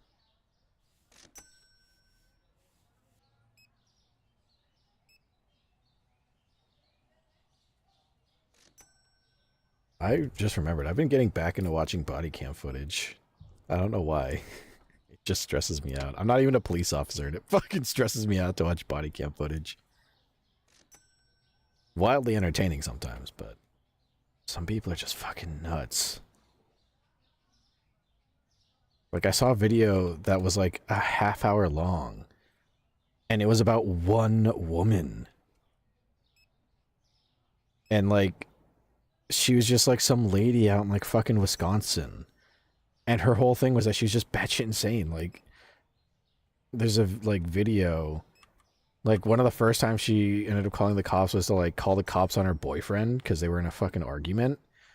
And then the cops came, and then they're like talking to her like, what's going on? She's like, I have to go to work. And she's like all panicky for no reason. So then the boyfriend like kicks the fucking like door in, or kicks the door open to confront the cops. So they tase him because he's coming at him all sideways. And then she starts freaking out. Like, and then this is just one out of the 3 times they've gone to deal with her. And she had like a stupid name she gave, so that's what everyone calls her to make fun of her. It's kind of funny. Purple Sheep Dude. Hearing you talk about all these degenerates kind of makes me want to look them up, but then again, my sanity. Maybe not Shadman. Goat's got it, yeah. Shadman makes age shit. She might not want to look him up, yeah. I forget the name of the white bread guy. He just makes very specific, like it's a one scenario of literally just white female characters in shows creating environmental like detriments and also buying specifically white Wonder Bread. It's such a bizarre thing that he's fascinated with, and he commissions artists to make that scenario. That's all it is. There's like, it's weird because there's like nothing overtly, to my knowledge, like sexual about it, but you just know from how often it shows up and how many artists he's paid to make it. You just know it's like, there's some special meaning to this, and you know it. Sicko. Purple Sheep Dude. Oh yeah, maybe I don't want that in my search history. Yeah, you don't want Shadman in there. It's not good. Worry Bambi. That's the last customer. Yeah. Worry Bambi. Yeah, one of my mom's ex-friend made a lot of videos online on how the government had to put a chip in her brain that would flash trash pictures in her eyes so she would believe she was trash. That sounds like a woman who needs an unregistered firearm immediately. Oh, bread and pasta's cheap. Cheese is expensive. Guess what? We got a bunch of cheese that I bought yesterday and left out. Gokin, God, I love body cam videos. Me and Renner will sit and watch like hour-long, basically documentaries with body cam footage, and the second one ends, we'll start the next one, and they're always called some shit like "Man Kills Over My Little Pony" or "Heartbreak." Yeah, that like shit like that, or just for me, I don't like the ones that involve like murder because it's always like the police have to go notify people, and then it gets really sad, and I'm like, I don't want to fucking see that. Like that bums me the fuck out.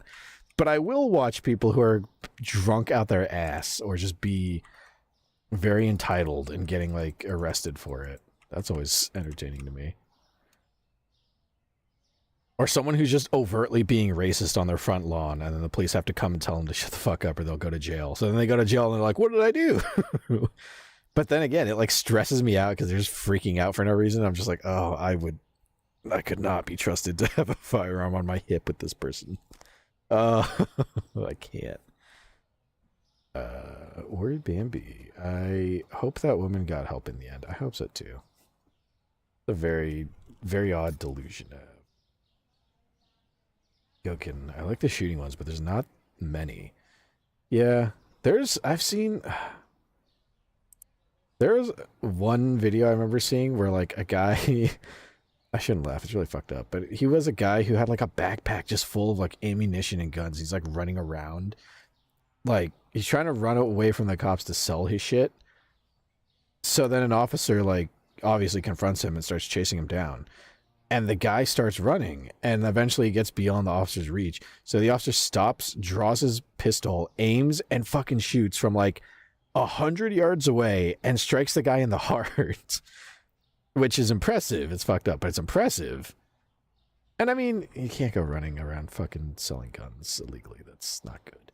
But on the one hand, it was impressive, but on the other, it was a little...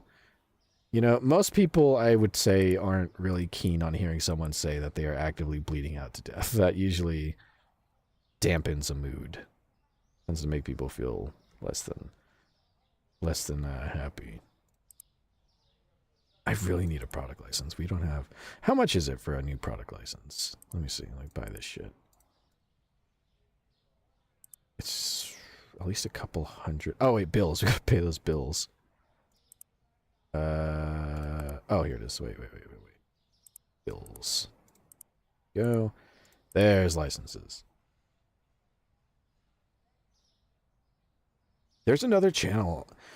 Like I've said, I feel weird about true crime, but there is a channel I've watched that does a very, in my opinion, a really good job of it. And they go by Dire Trip. I don't know if anyone's seen or heard of them.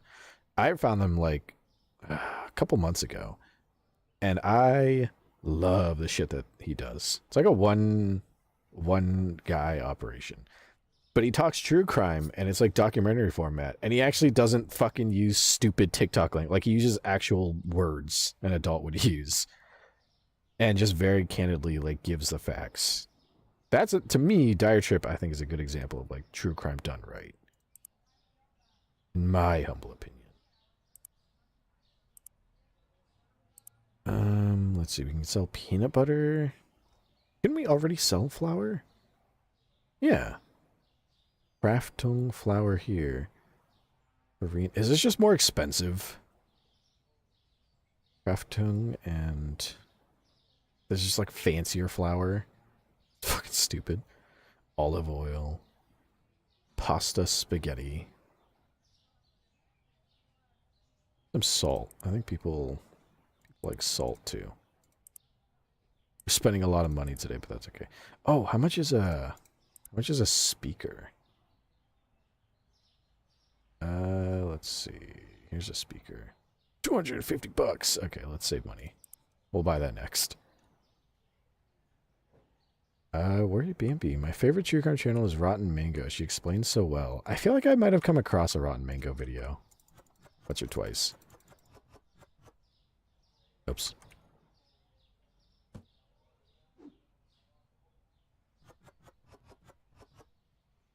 Let's see. Foster. I've ignored, for almost the entire stream, I've ignored the main objective of what I was supposed to be doing here. Which is painting the walls. Oh. Peanut butter. Everybody loves peanut butter. Peanut butter's fucking delicious. You get a big spoonful of it and put it in your mouth and then realize you can't swallow it, so you kind of have to sit there like an idiot and try to work it down your throat without choking yourself to death. Which nobody's ever done. Let's see, there we go. Plenty of fucking salt. Everybody can get plenty of peanut butter and salt. At the come and go. Do we have a good... Oh wait, I didn't price... Let's see, market price is $5.40. So we're making this shit $6. And how much for the salt? $2.17. We'll make that like $2... Yeah, good dollar profit. Red is already there. That's already there. $4. $4. $5.50. Yeah, okay. I should have got more cereal, huh? We don't have much cereal. Purple Sheep Dude. The line art is done on 1. Making progress. Nice. I hope I don't ruin it with the markers. Progress is always good. Cooking. I do that with Nutella, sigh. I mean, I don't know. You just... You get ballsy because you think this shit's delicious and I could handle a spoon. That's not a whole lot. Then as soon as that spoonful of shit's in your mouth, as soon as the peanut butter or the Nutella's in your mouth, they hit you like, oh, this is, I can't swallow this. It's too much. I'm going to choke. Do you have a clip from Jerma where he like ordered McDonald's on stream so he started eating it? And someone in chat told him like, it was like, chew it. Like, chew the burger, like, 23 times and then swallow. So then he actually counted out. He's like, that's how many times you're supposed to do. That works out perfect. So then he tries it. And, like, as soon as he hits 23, his mouth is full. He's like, that's not enough. That's not enough times. That's not enough to swallow. I love Jerma.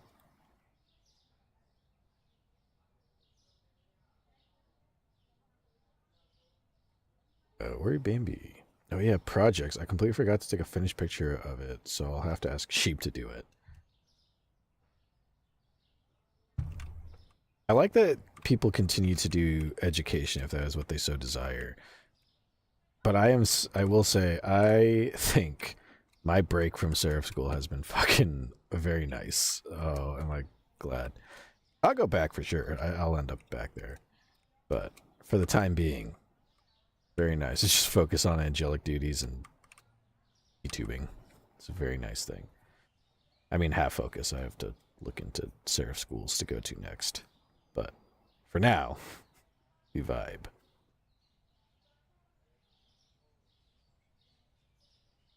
Get that bread. Come in. Get in there. Get in. Oh, wait, I can boost him. Let me wait to get more money. I'm pretty sure it costs money to boost him. I think I just stick money in his pocket and then, like a whore at a strip club, I just stick money in his pocket and he works faster. Gotta wait.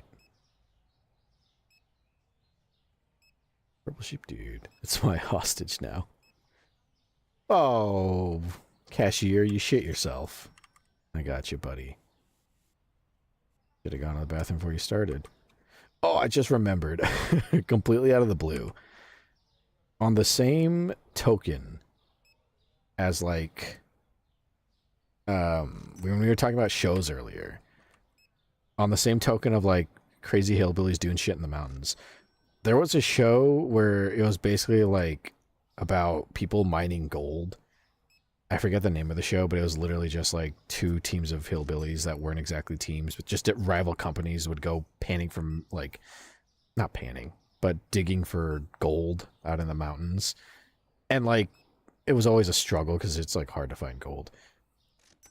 And, like, I swear, there's a fucking episode of that stupid show where one of the guys gets, like, they find gold and he chooses to celebrate by getting, like, gold shavings somehow. He converts it to shavings and he just rolls it up into a blunt and smokes it. But, like, it's treated as, like, this really taboo thing because this is back before everybody and their mother was smoking grass. And, like, it had like 50 jump cuts of him getting the thing ready, putting gold in it, lighting it. Like, it's fucking the most bizarre editing. I don't know why that was a part of the show. Like, why? Like, why would you celebrate like that? Purple sheep dude. He said dedicated to his register. He didn't even want to go to the bathroom. It's beautiful. Yeah. Maybe you won't get fired yet. Maybe you'll get to keep your job just a little longer. And gross. It is. I mean, I don't have a bathroom. I have whatever that door leads to. I don't know where it goes. I have a storage over here that I don't have access to either. That I can't get into. I don't remember how the fuck to get in there. But it's there.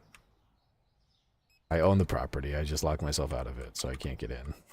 And I don't want to get new locks or keys. Ori Bambi. It's so nice studying art because it's basically, hey, I want to know more about these techniques. Here's $300, Mr. School. And then thank you for this money. Here's knowledge. Now you can do the projects you want. We're financing most of it. Yeah. That sounds nice. Purple sheep dude. A door? You don't know where it goes? Michael, is that you? I'm guessing it goes to the storage, because the storage is right here, but I can't get... Actually, no, it doesn't. Where the fuck does this door go? I guess just this wall in here? Because it doesn't go to the storage. This is just a wall I can't access. It's just a tiny little area.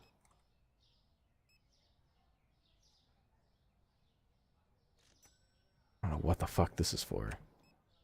So I guess that just goes into a tiny closet. Just hiding.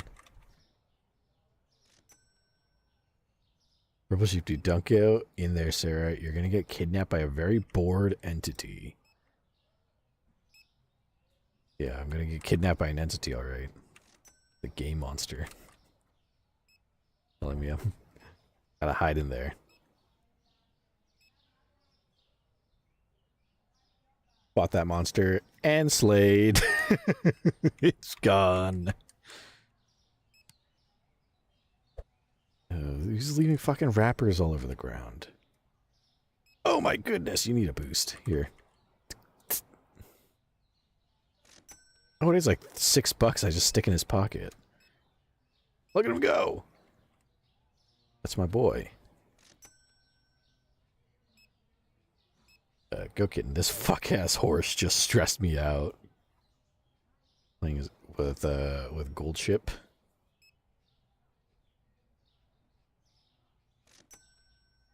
Umamusume.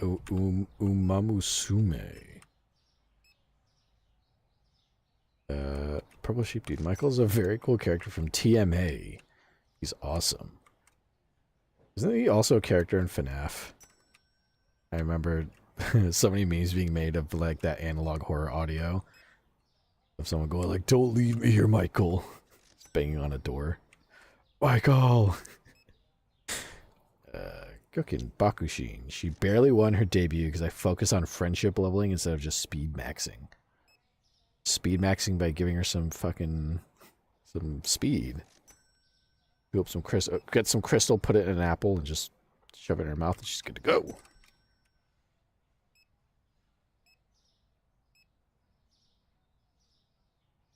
Oh, got this.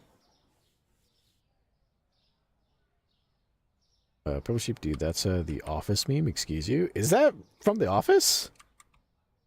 Of a guy banging on a door and being like, "Don't leave me here, Michael. Michael," and you're like banging. Is that really from The Office? I thought it was from an analog horror. From like FNAF.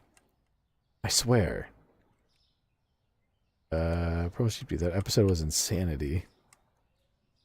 Okay, what the fuck are you on, you? That's FNAF? Yeah, I think I'm gonna have to find this video and like play it, because I swear it doesn't say. If that's what's in The Office, if that's what's in The Office, I would watch it religiously. That sounds awesome. Just normal office, and then one day someone's burning to death behind a building like door. Okay, you're thinking of something else. It's FNAF, and you're on acid. Who's popping acid? Someone's popping acid for the Seraphim streams. Massive Dragon. Hello. Welcome, welcome. Hello. Come in. Talking about Michael popping acid. Purple Sheep Dude. Yes, this is exactly what happens. You're saying there's a character in The Office named Michael who burns to death behind a door and is knocking on the door to be saved by someone else. Or no, not a character named Michael. A character yelling for someone else named Michael who's burning to death behind a door and is asking to be saved by this other person, because I don't know FNAF lore either. Massive Dragon, we did survive. Very nice. Mr. Goblin, yay. TMA reference. Yeah, there was a TMA reference. Why are my windows so caked in shit? There you go. Is that everything? Do we make some money? I think we did. I think we'll go one more day and then we'll call stream there. Oh, we picked up $208. What do we need? Probably eggs and some milk, maybe. Let me see. Get a pack of eggs. What else do we need? Oh, we got a shit ton of bread still. Peanut butter and salt. I think peanut butter is more expensive, so maybe not that. Salt. Let's get like one of those. And I guess no peanut butter. So let's get. How about some olive oil? How about that? That. Pay my bills so that I don't have the bank come to hack me. There we go. There we go. Now we're all happy.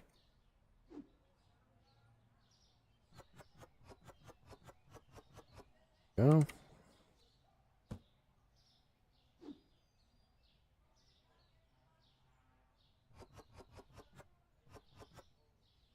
Oops. Oh, we got eggs down here. We're good.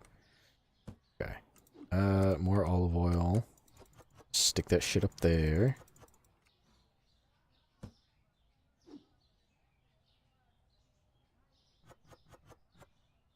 Oh, that's full. Oh, no, we have too much salt. Oh, never mind. We're good. What else? Oh, wait, we have... No, never mind. We stocked with that. We got that shit everywhere.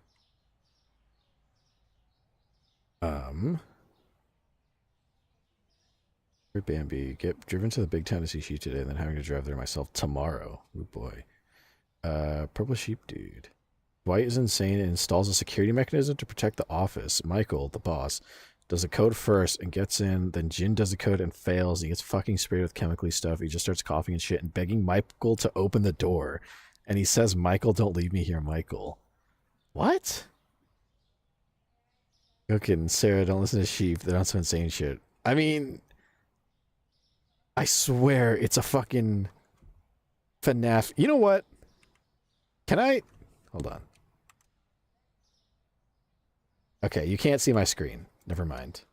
I was gonna open the Steam fucking browser to find out.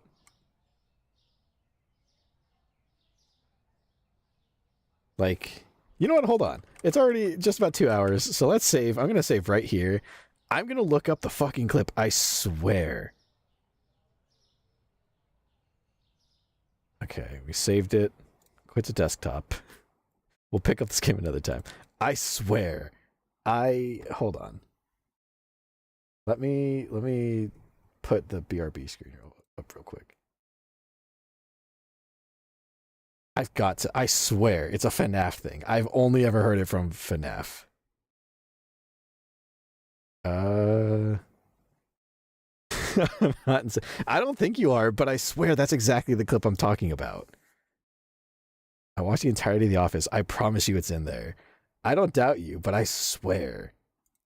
Like, let me see. Let me open up a separate, like, let me open up a special tab all for this.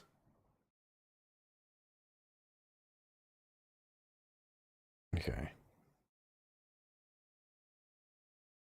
Massive Dragons. Use a FNAF memes. Yes. Okay. Because Michael is a common name. I swear. Okay, I only ever heard it in, like, fucking, like, FNAF.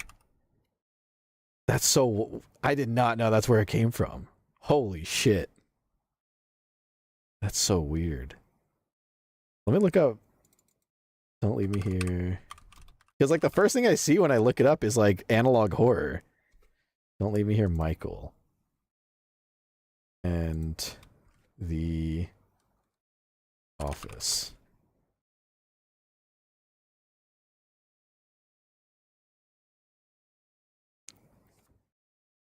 Michael's a common name.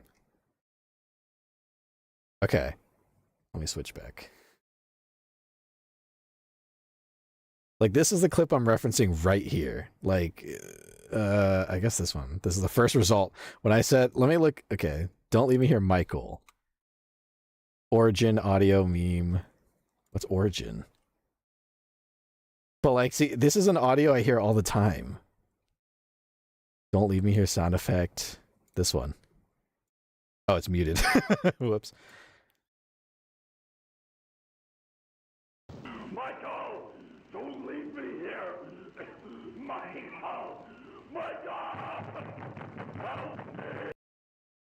That is the audio I am referring to. That one.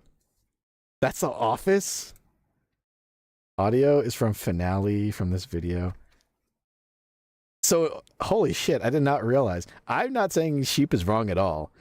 But what I think is that maybe it actually came from The Office and they just kind of like revamped it to turn into that. That's fucking nuts. I never knew that. Search The Office here. Let me see. Well, I have my screen down, so it's fine. Let me look up. Yeah, I probably shouldn't have closed that tab, huh? Let me see. It can be from The Office, but it's FNAF, so sorry, sucks to suck. Yeah, let me see. Let me open up another tab just in case something comes up. That down, put this up here, right there. Okay, so don't leave me here, Michael. The Office. Let me switch back over real quick. Okay, yeah, so this is all that comes up because I put The Office right here. So this is everything that comes up when I look up, you know, don't leave me here, Michael, The Office. And a lot of it's FNAF, some of it's weird memes like this. But it's like all referencing that specific version of it. Even this cat, like this like short right here. Michael, don't leave me here. Michael. He gets murked at the end. Oh, everything got highlighted. Yeah, like everything, I swear. You gotta find the clip of it from The Office if you can. Because I don't doubt that it originally came from The Office, and then this analog horror creator, whoever it is, I forget who made the original analog horror that it's from. But yeah. Go kidding. It's not a debate. I said it's from The Office. No, not a debate. I just never knew that's where it came from. It's blowing my mind. It's just only known for FNAF. That is some amazing. That's also part of it that's blowing my mind. Is that some amazing? That's some amazing fucking voice acting for The Office. Like, I only know it as like the fucking dry humor silly show. I did not realize that one of the people in that show is fucking amazing at voicing torment. That's awesome. It's fucking rad. I did not know that was the origin. Holy shit. Damn. I want you to see the original clip. It's actually pretty fucking funny. Please do find it. I will definitely watch it.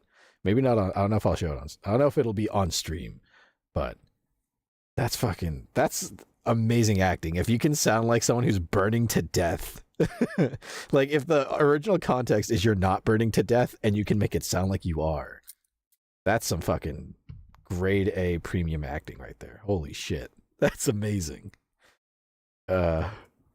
Master Dragon. I've seen other fans too, to be fair. I didn't know that The Office.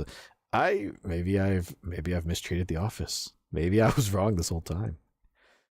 The guy was acting great. He actually looked like he was getting pepper sprayed, like crying ugly and dying. That's fucking crazy. I learned something new today. What do you know? That's fucking nuts. I never knew that.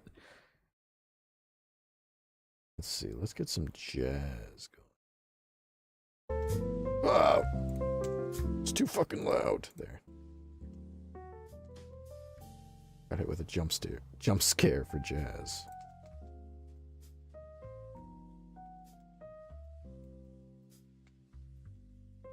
Pretty Bambi. After searching it up on TikTok, I only found a video of them as Legos. Purple Sheep Dude, I'll find it. Can't find it. Michael is making us all go crazy. Yeah, that's fucking... If it really is from The Office, I'm sure it is. And then I wonder what happened to the original clip. I've only seen a couple of clips from The Office. So, you know. I'm very likely wrong on that. Purple Sheep Dude, so many fucking jokes from The Office get clipped all the time. How the fuck has this one not been clipped? That's a good question. That's cool. That is pretty fucking funny. I never would have guessed that the origin of that was The Office.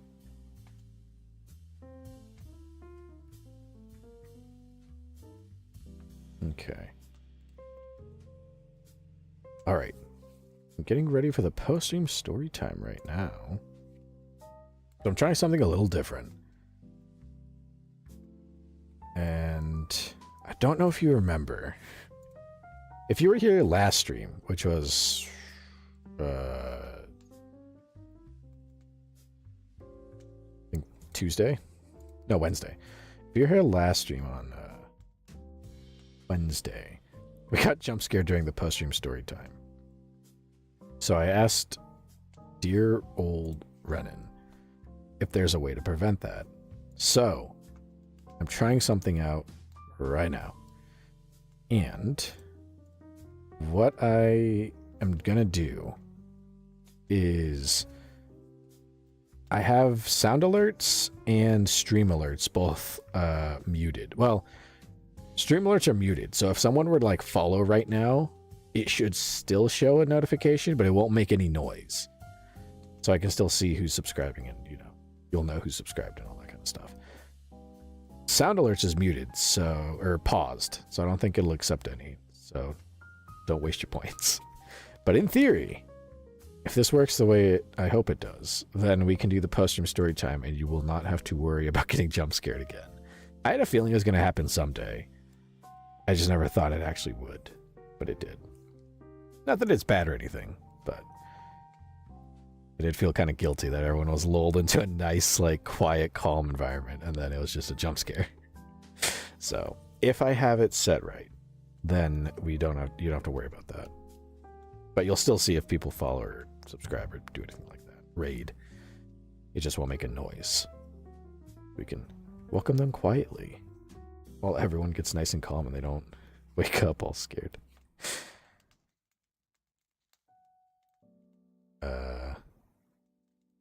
Purple Sheep Dude, I'm biased. I don't know. Some clips are from the funny... Wow. Some clips from The Office, I think, are funny, but I wasn't a huge fan of it. It wasn't for me. I think the one clip I thought was really funny was the fucking...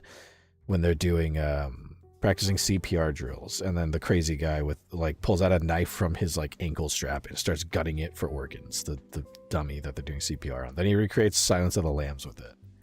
That got me pretty good the first time I saw it. Go getting crazy. I was crazy once. They locked me in a rubber room with rats, and rats make me crazy. Crazy. That was crazy. I remember when that was getting posted everywhere. Purple Sheep Dude. I actually liked watching The Office. It's not all great, but damn, the stupidity was just the right amount of stupid without being brain dead. Worry Bambi. Bro, I searched up Jim getting pepper sprayed, and I found a clip of Dwight saving Jim's life with some pepper spray. Huh. Purple Sheep Dude. I got a genius idea. I'll look up The Office Best Moments compilation. I'm certain I saw it on YouTube at least once, so I'll find it and screen record it. If you do, I would appreciate that. That'd be amazing. Because I don't doubt you that this happened. It doesn't pop up. Gotta be a thing. I'm sure it's a thing. Purple Sheep Dude. Did you see the fire drill one? That was insanity. I do remember. That was the one where some lady, like, threw a cat. She had a cat in her drawer. So she throws it into the, like, ceiling. And then, like, after the fire drill is, like, done, the cat just fucking falls out of the roof and just runs away. I remember that. And he, like, locks the building and actually lights something on fire, and they, like, burn the fucking, like, handle, so it's, like, burning so they can't actually escape. Like a real fire.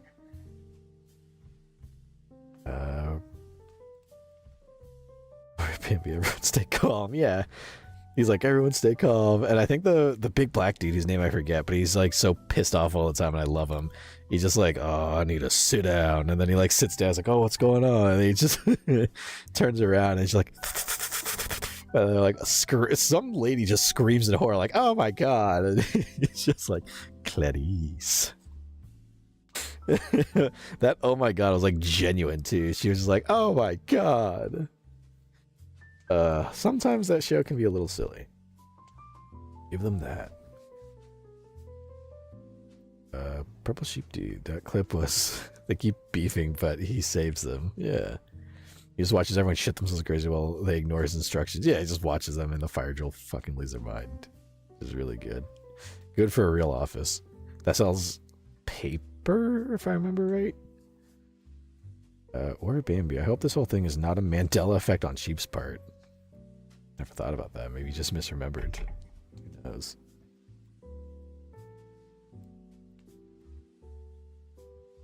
Because if that really, if that actually did come from The Office, that's some amazing fucking voice acting. Or just acting. Like, that motherfucker sounded like he was burning to death. Like, he was actually dying. That's amazing. That motherfucker's rent was due. Alright. Let me clear my nostrils and go to the bathroom real quick. And when I come back, we will do the post-stream story time. I think I found a decently... Yeah, it's not too long. We can read this one. Oh my, this one is... it goes a little bit. Okay. Let me go to bathroom. I'm just making sure this, like... It's a little long, but we can work with it. Okay. I'll be right back.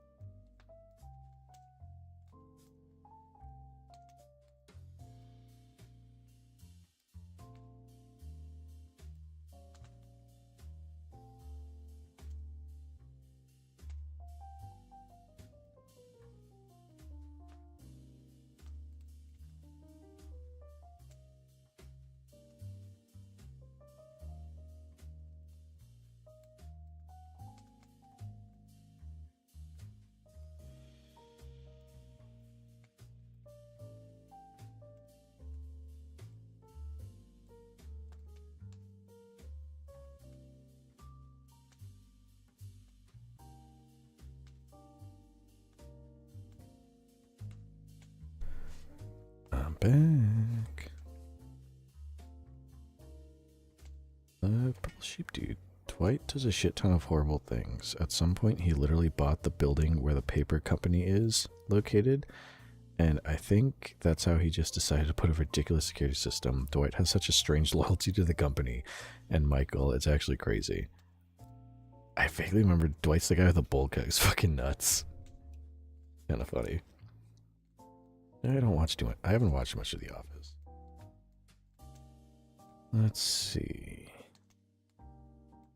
Everybody is nice and cozy. It is time for the post-room story time, where I read stuff and you unwind. And if everything worked out, and I got things set up just the right way, sound alerts are paused, and what's it called? Stream alerts won't pop up, so it'll be a lot more quiet. I don't expect anyone to show up at all, but in case they do, it won't harsh the vibe.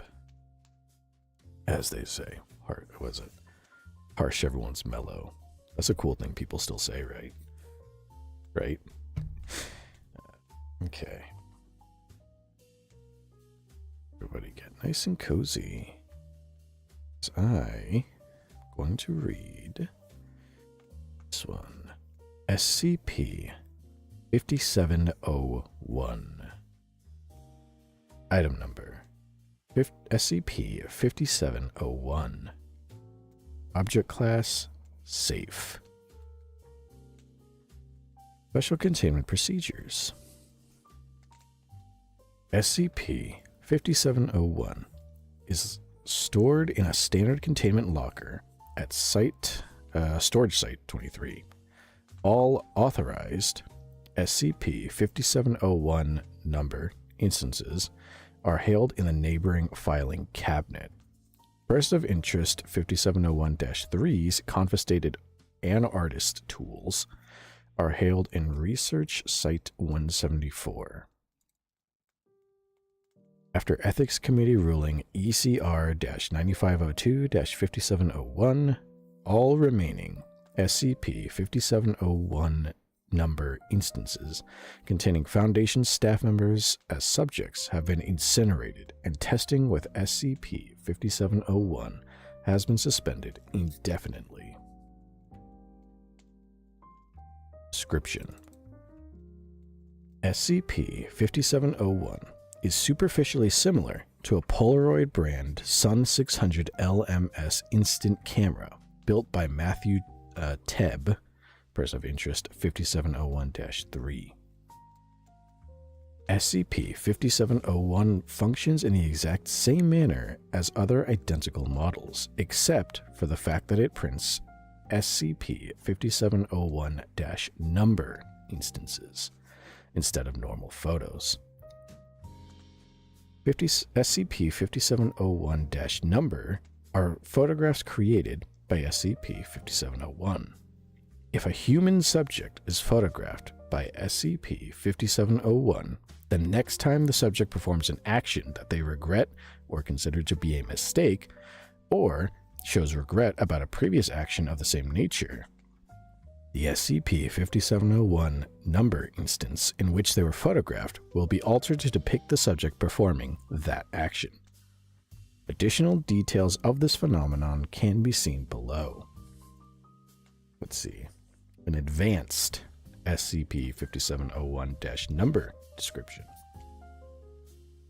If multiple SCP-5701 number instances are taken of a subject, and said instances are activated, only the earliest created SCP-5701-number instance will be affected. The other instance or instances will then be activated by other incidents in the future as normal. If there are multiple subjects photographed within a single SCP-5701 number instance, the first one to trigger the effect edits the SCP-5701 number instance as normal. The other subject or subjects is or are ignored. Next. Let me clear my nose. Give me 1 second.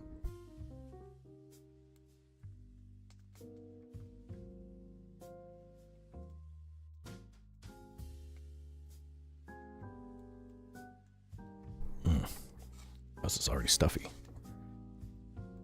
This is 5701 Experiment Logs Level 1. I believe there's Level 2 and Level 3.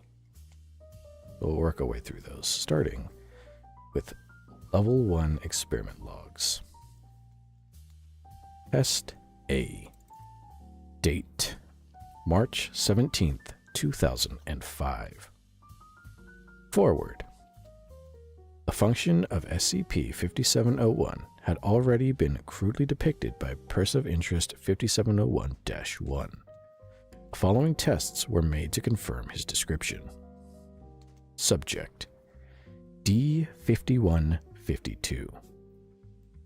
Procedure: Junior Researcher Mason was ordered to use SCP-5701 to create an SCP-5701 number instance with D5152 as the subject, then shake D5152's hand with a joy buzzer, which would be the mistake. Results: SCP-5701 printed SCP-5701-1. D5152 initially showed hostility toward J.R. Wow. I almost said J.R. Martin on instinct. D5152 initially showed hostility toward J.R. Mason, but calmed down after being informed of SCP-5701-1, which depicted D5152 recoiling from J.R. Mason's joy buzzer. Analysis: After additional tests redacted for brevity, Person of Interest 5701-1's description of SCP-5701 was confirmed to be accurate. Testing with staff subjects has been approved. Next test. Test B. Date: March 19th, 2005. Forward. Subject had been registered for testing to train around anomalous objects handling in the event of an emergency. After all official paperwork had been filled out, testing was approved. Subject: Kyle Hart, Site 23 Custodian. Procedure: Kyle Hart was ordered to use SCP-5701 to generate an SCP-5701 number instance of himself. Results: The next day, SCP-5701-11 had been observed to now depict Kyle walking away from Site 23. His keychain was notably missing. Analysis: When asked about the contents of SCP-5701-11, Kyle confessed that after realizing he had forgotten his keys at home, he decided to return home without cleaning his section of the site. He was later reprimanded for his actions. Test C. Date: March 20th, 2005. Forward. Testing was requested by Senior Researcher Lance for Dr. Hedrick as part of his mandatory Clearance Level 2 training, and later approved due to the initially presumed harmlessness of SCP-5701. Subject: Dr. Hedrick. Procedure: Senior Researcher Lance used SCP-5701 to create SCP-5701-13 with Dr. Hedrick as the subject. Senior Researcher Lance was then asked to inform the Site 23 director as soon as SCP-5701-13 changed. Results: 2 hours after testing, SCP-5701-13 changed to depict Dr. Hedrick falling down a flight of stairs between floors 2 and 3 of Site 23. Dr. Albro was also depicted in the picture with an expression of surprise on her face, being the first instance of a non-subject person appearing in an SCP-5701 number instance. Analysis: When asked about Dr. Albro and her possible involvement with SCP-5701-13, Dr. Hedrick attempted to cite, quote, "that feeling of defeat when you, expletive, up something. Up while someone that you're fond of was watching. So that was the last of the level 1 tests. There's a couple of level 2 tests. But before I continue... Dude. Sorry for railing about that. I really thought everybody knew that audio was from The Office. Like, I thought The Office hadn't been popular enough for that. I'm not huge crazy about that show, but that one gag is one I really like. So I kind of had that visceral what the fuck to make right. No, it's all good. Yeah, I never really watched The Office, so I had no idea. But that was quite a discovery. I was like, what do you mean? It's a guy burning to death in The Office? But then again, I guess sometimes The Office gets weird, so I wouldn't be surprised if they implied someone burned to death behind a door or something.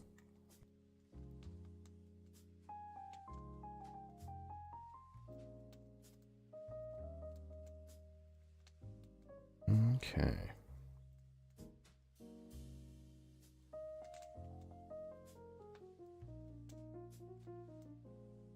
Let's see. We can go, Vive Terran. Welcome, welcome. I done saw your QR code in a porta potty. Oh, I see. Yes, I have some, I have some friends that help post up some, QR codes. But, yeah, help spread the word when I'm on Earth. Usually I'm in heaven. Unless I'm doing angelic duties, then I'm on Earth, but... Purple Sheep Dude, I mean, he didn't die, but damn. He was not having a good time. Viva Terran. Oh, that's nice. Yes, I don't think I ever mentioned that before. But yes, I do have some QR code, like, stickers, and I've asked a multitude of very friendly, helpful angels to help spread them around where they go. And I guess... I guess a porta potty is a place where they end up sometimes. Where maybe in a porta potty, I guess. So what the fuck you do in the toilets? I don't know. Was it posted up on like the wall of the porta potty, or hopefully not in the actual toilet? I'd hope not. I'd ask to not, you know. They just threw it away. They could have just said no. Oh man.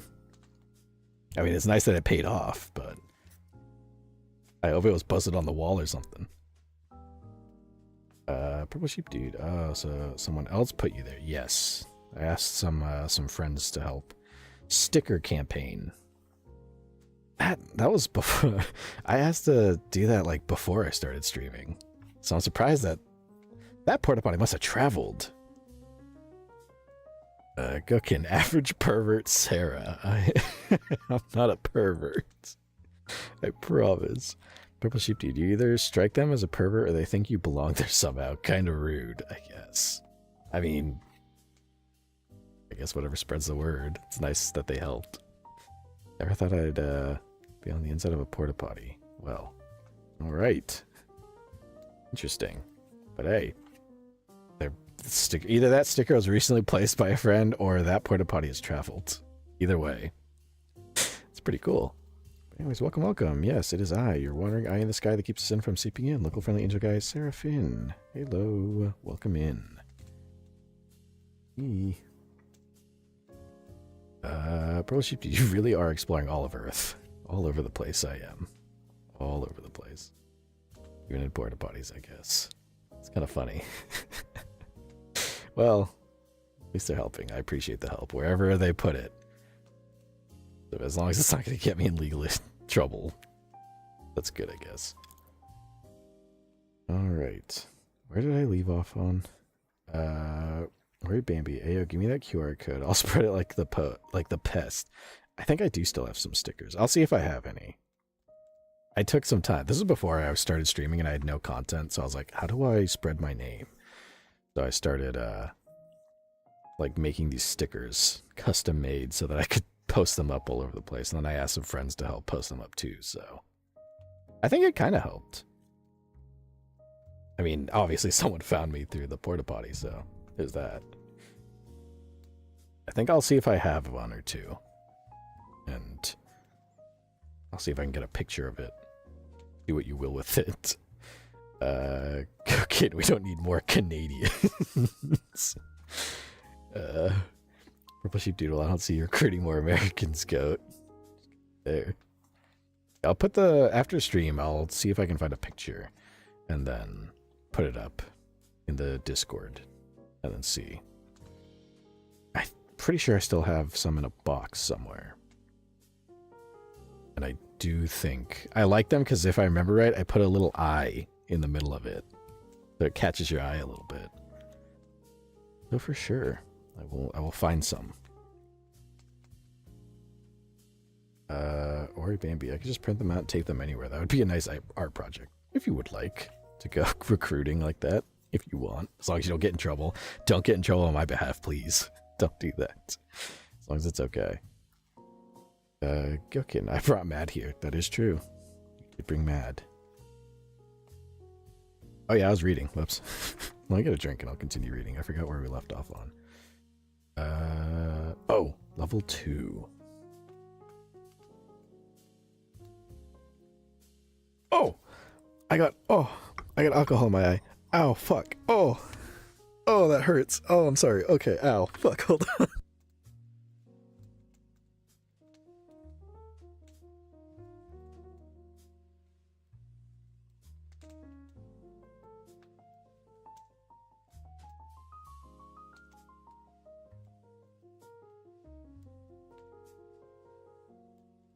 Oh, motherfucker, that hurts. Oh. Which eye? A couple of them got splashed. I think it like splashed back. I like took a sip from my drink and it's like a mix of like ginger ale and whiskey. So it's just shit that burns. And it somehow splashed back and got right in my fucking eyes. Oh, okay. See there. Better sip or I don't burn my eyes. Literally how? I don't know. I took a sip from my big mug of alcohol drink. And then I guess like a couple of drips I felt just like hit my eyes. Burned. Oh, it's terrible. It was short, but it felt like a quick second of like mace. Oh man. I didn't know you liked alcohol that bad. Enough to just dump in my eyes and burn them. Gookin, shit that burns. This is a great drink name. It would be. They used to call bootleg whiskey rot gut, so shit that burns would be a nice cocktail. Alright, now that I'm done burning my eyes, let's see. We shall continue. Post-stream story time. Next, so there's 2 more sections to read, kinda. We'll do the 5701 experiment logs level 2. Let's see. Okay, you have to access there. Test D on March 19th, 2005. Forward. Dr. Marley was asked in advance if he would be willing to comply with testing, which he later agreed to after being informed of its presumed harmlessness. Subject, Dr. Marley. Procedure. Dr. Marley was asked to use SCP-5701 to generate an SCP-5701 number instance of himself. Results. 21 days later, SCP-5701-12 instance depicted a scene of Dr. Marley performing a heart surgery on an unidentified patient, later confirmed as redacted. I had to sneeze. Dr. Myers was visible in the background of the scene. Dr. Marley had an expression commonly associated with shock on his face, but his scalpel was free-falling above said patient. When asked about the contents of SCP-5701-12, Dr. Marley confessed that after the event depicted, his scalpel sliced an artery in the patient, leading to significant blood loss, which put the patient in critical condition for approximately 7 minutes. Dr. Marley and his assistant were demoted to junior medical staff. Analysis: none applicable. Notes: quote, "You damn sons of guns lied to me. You told me this camera wouldn't even hurt me. Well, then it goes on to hurt, if not shred apart, my career. Next thing you know, the whole godforsaken foundation's getting spied on. Stop doing this to people now. Dr. Marley, March 31st, 2005, from an interview on the same day as his confrontation. Master Dragon, I'm gonna head out now. I need sleep. It isn't overrated, Lamau. Good night, people. Good night. You have a nice night. I'll see you again soon. Get some rest. Let's see. Test E. Date is March 31st, 2005. Forward. MTFU Epsilon 1159 was asked in advance if he would be willing to comply with testing, which he later agreed to after being informed of its, quote, known harmlessness. Subject. Mobile Task Force Unit Epsilon 1159. Procedure. MTFU Epsilon 1159 was asked to use SCP-5701 to generate an SCP-5701 number instance of himself. Results. 10 seconds later, setting the record for the least time between SCP-5701 number creation and activation, SCP-5701-16 instance depicted the subject firing his standard issue pistol at MTFU Epsilon 1157, who was killed in action on RCM, Recontainment Mission, number 462, on June 9th, 1992. When asked about it, MTFU Epsilon 1159 initially denied the incident, but later admitted that he committed fratricide during the mission for fear that MTU Epsilon 1157 was infected with SCP-008, then convinced Overwatch to expunge the incident after a diagnostic confirmed that MTFU Epsilon 1157 was perfectly healthy. At this point in the interview, MTFU Epsilon 1159 then had an emotional breakdown and was unable to continue with questioning. MTFU Epsilon 1159 was granted amnesty due to the fact that his actions were required by emergency protocols pertaining to anomalous diseases. Analysis: none applicable. And notes. Quote, it's clear that, after test logs D and E, testing needs to be ceased immediately and permanently, due to the risk of site directors using SCP-5701 for excessive surveillance or, worse yet, blackmail, as well as the emotional damage that subjects consistently receive after being confronted by information from their respective SCP-5701 number instance. We, the Ethics Committee as a whole, unanimously vote to indefinitely suspend testing with SCP-5701, as well as incinerate any SCP-5701 number instances involving Foundation staff members. I also, as a personal request, ask that any staff member not confront any of these individuals with any of the information in any of the testing logs. We may have allowed worse things, but no more testing is needed, and it clearly causes a level of emotional damage to the subjects, so we are willing to suspend it. We do what we can because we must. End quote. From Gina Reagan, Speaker for the Ethics Committee, on April 2nd, 2005. But there's one more section. This is level 3. 5701 Recovery and Interview Logs. Oh god, that means voice acting. Oh boy. That's a lot of it too.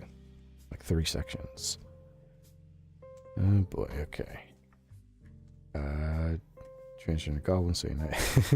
Purple Sheep Dude, see you soon. Ori Bambi. Man, I wish I could sleep, but I feel so energized for some reason. Maybe you're a night owl. Could be that. Could be paint fumes, who knows? Purple Sheep Dude. They stopped for ethics, that's rare. Yeah, but there is one whole section, so maybe there might be some reason for that. I don't know, I haven't read this yet, but it is rare for them to stop due to ethics. They do it sometimes, but with this extra section, maybe they did reference like blackmail, so I have a feeling maybe some blackmail is going to come up they really don't want out. So they're like, okay, no more testing for anyone, because we might get in trouble. I drink without blinding myself again.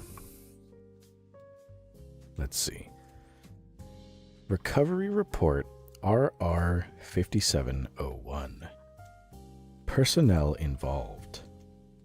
MTFU Epsilon 6, the Village Idiots, as well as Team 13, Team 30, Team 31, Team 32, Team 33, 34, 35, 36, and 37, as well as Dr. Mason and Dr. Dawkins. Begin log. Let's see. This is kind of formatted a little weird, so let's see. February 12th, 2005, 7:58. No specific time. Luke Spencer, person of interest 5701-1, contacted a Foundation shell company disguised as a therapist office for therapy sessions and was later given an appointment at February 19th, 2005, 10 o'clock with MTFU Epsilon 6 member 13. At the same date at 10 o'clock, person of interest 5701-1 arrives on time for his appointment. Footnote: person of interest 5701-1 did not use a vehicle and later admitted that he did not inform his parents of his appointment. Possessions included $90 cash to pay for the therapy session, a map of the local area, and a phone. At 10:02, person of interest 5701 begins his appointment and soon informs MTFU Epsilon 613 of SCP-5701 and Connor Miller, person of interest 5701-2. Below is the full interview. Interviewed. Person of interest 5701-1. Interviewer. MTFU Epsilon 613. Forward. Confirmed existence of SCP-5701 and person of interest 5701-2. Let me clear my throat. I don't want to sound gross on the microphone.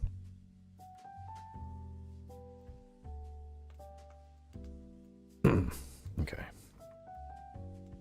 Begin sublog. So this starts with the SCP member. So, what's been on your mind? It's a school bully, but, well, he's more than that. Like, a lot more. Almost freaking psychic. Basically, look, I don't know how to describe it, but he's breaking physics, if you know what I mean. He's not normal, and he's hurt everyone else I've gotten help from too, just to ruin everything for me, for no reason. Please help. I'm hoping I understand. Go on. So here's the thing. He's somehow getting these really personal photos of me and posting them on the school billboard. They're always me making some really stupid mistakes, like forgetting a backpack or something else like that. Now here's the part where it gets really crazy. Half of them are literally impossible. Like, I'm home alone, I drop and break a dish, and he has a photo of me right inside the same room. It's just, look, does any of this sound easy to you? MTFU Epsilon 613 briefly pauses. Well, let's see what I can do to help. MTFU Epsilon 613 begins anomaly report note. For brevity, 40 minutes are redacted. 40 minutes later. And by the way, you said it was a camera, not the kid. I think so. He takes these photos of me, and the next time I do something embarrassing, he already has a photo of it. I have no idea how it's happening, but I just know he's got something up his sleeve. Thank you for your time. Do you think you can call your parents? Look, can we just remember what I said about hurting everyone else he's helped? Please don't get them into this. They won't be involved with him. They'll be fine. Fine. I'll call them. Thank you. Person of interest 5701-1 leaves the room to contact his parents. MTFU Epsilon 613 uses his emergency foundation contact and requests help with the following. We have a safe lamb notice anomaly believed to be a Polaroid instant camera, medium public exposure, location redacted. Do you think you can help? End sublog. Closing statement. When informed that his parents would need to be notified before he could be moved into Foundation custody, quote, for more extensive therapy sessions, and a footnote, unlike most cover stories, said therapy sessions were actually administered. Person of interest 5701-1 eventually used his phone to inform his parents of the appointment. They eventually drove over to the office and approved transfer 7 minutes after arrival. Next.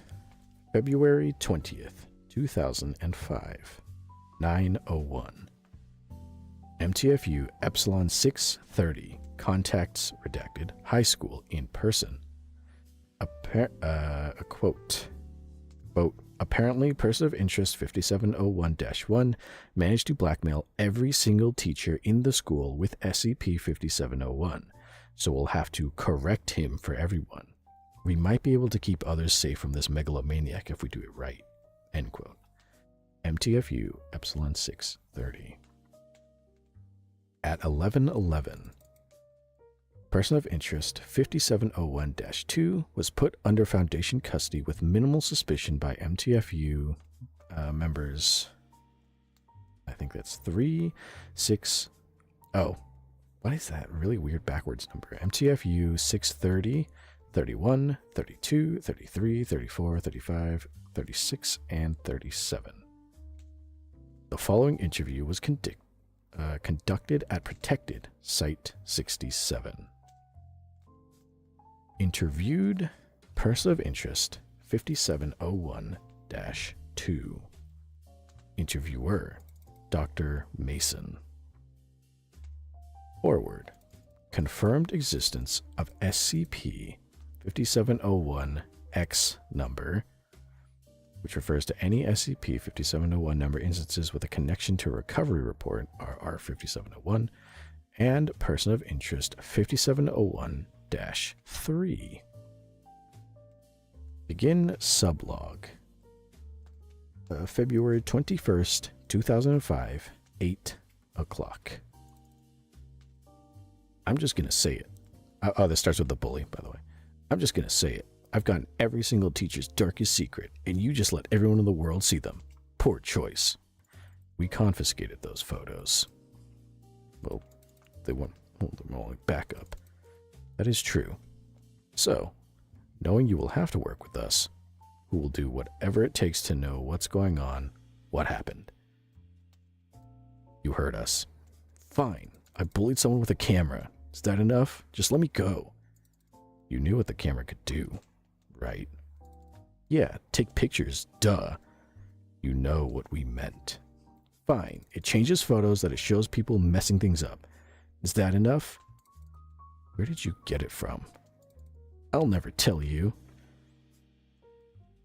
Dr. Mason stands up from his chair, abruptly leans towards person of interest 5701-2, and slams his fists on the table, which I will not do because I don't want to break this table. It was a friend. What do you want? Well, thank you for finally answering. Could you tell us more about him? His name is Matthew, only one at my school, same grade as me. Is that enough? Thanks. Do you happen to know why he gave you that camera? This'll take a while. So, you know about Luke, the kid that snitched on me? Well, he'd actually been bullying me like he would anyone else. Now, one day, I say enough's enough and ask my bud for some help. Get some sweet revenge. So he asks how I want to get it. I tell him the same way I got it. So he goes home, and a few days later, he has this weird camera I've never seen before. He tells me it's an instant camera, shows me how it works, and then he gets the good part, turning into mistakes. He also tells me to be nice with the camera, like it wasn't even the point of all this. I'm sorry for interrupting, but what did he say exactly? So if you're going to use this camera, post the pictures, have your laughs, get him off your back, and then you'll leave him and the camera alone. Pfft, like that'll stop him. I needed to make sure he would never do it again. So that's what I did. The teachers found out soon that it was me, of course. I just had to keep him quiet with good old blackmail. That was easier than I would have guessed, actually. So anyway, my friend started freaking out a little later, so I did the same to him. Yeah, it wasn't nice, but I stayed out of trouble. So, of course, Luke could have asked for help whenever, but I just had to keep doing what I had been doing, and he kept quiet. I could have kept on doing that maybe endlessly. Then you guys showed up and undid the whole thing. You just duped me into letting him get me back. What now? We can handle that. Just keep with us, and you'll be okay. End sublog 817. Closing statement. Person of interest 5701-2 was kept in Foundation custody, while person of interest 5701-3 was brought into Foundation custody under person of interest 5701-2's behavior correction cover story.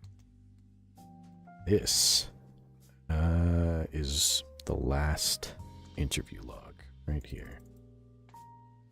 One more drink before you finish.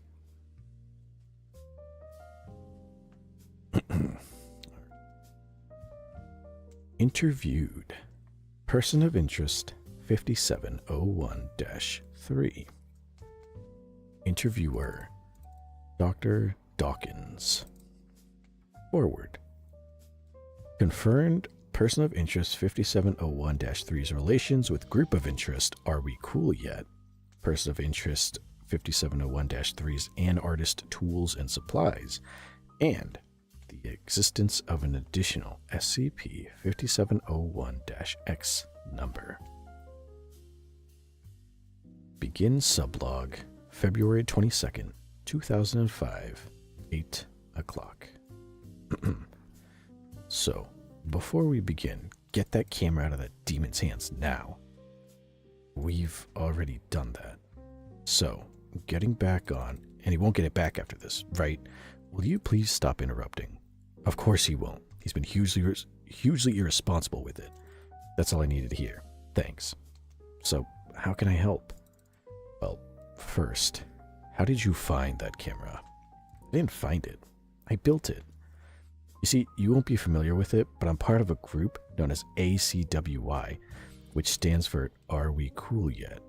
Interesting. Yeah, how did you know what that means? Let's just say that's my job. Okay. So, how exactly did you build it? I honestly have no idea.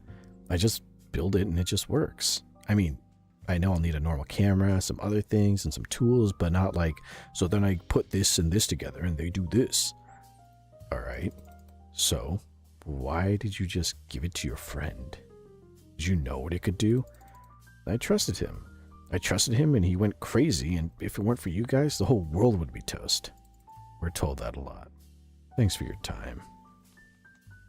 End sublog 817. Closing statement.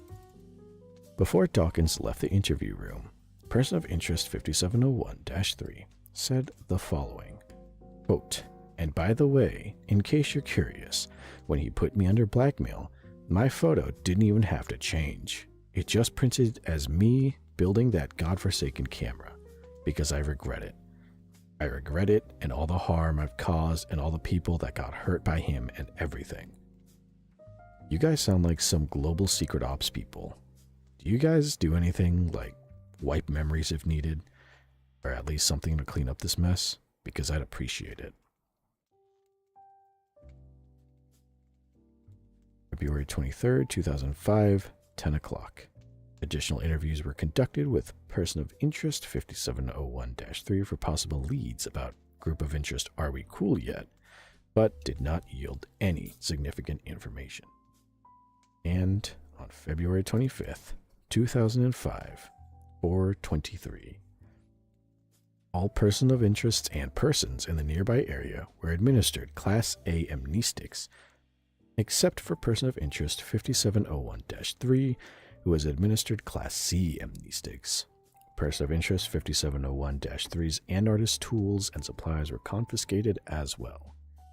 Mission accomplished. End law.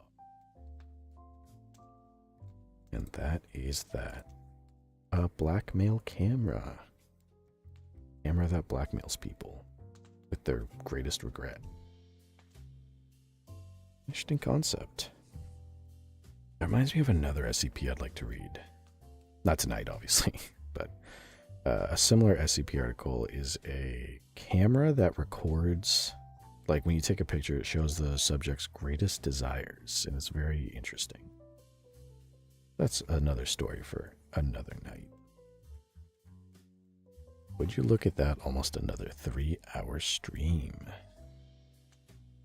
Oh. Very, very fun. Had a lot of fun. A lot of chatting, of course. I mean, there's always a lot of chatting, but tonight especially. All sorts of interesting topics. As I mentioned, no big house cleaning, big things coming down the pipeline that I can think of. Yeah. Pretty much everything there is for tonight. That's all I have. Okay. There's an episode of Black Butler with a camera like that. Like the camera of desire or the camera of regret. Which are pretty badass names, but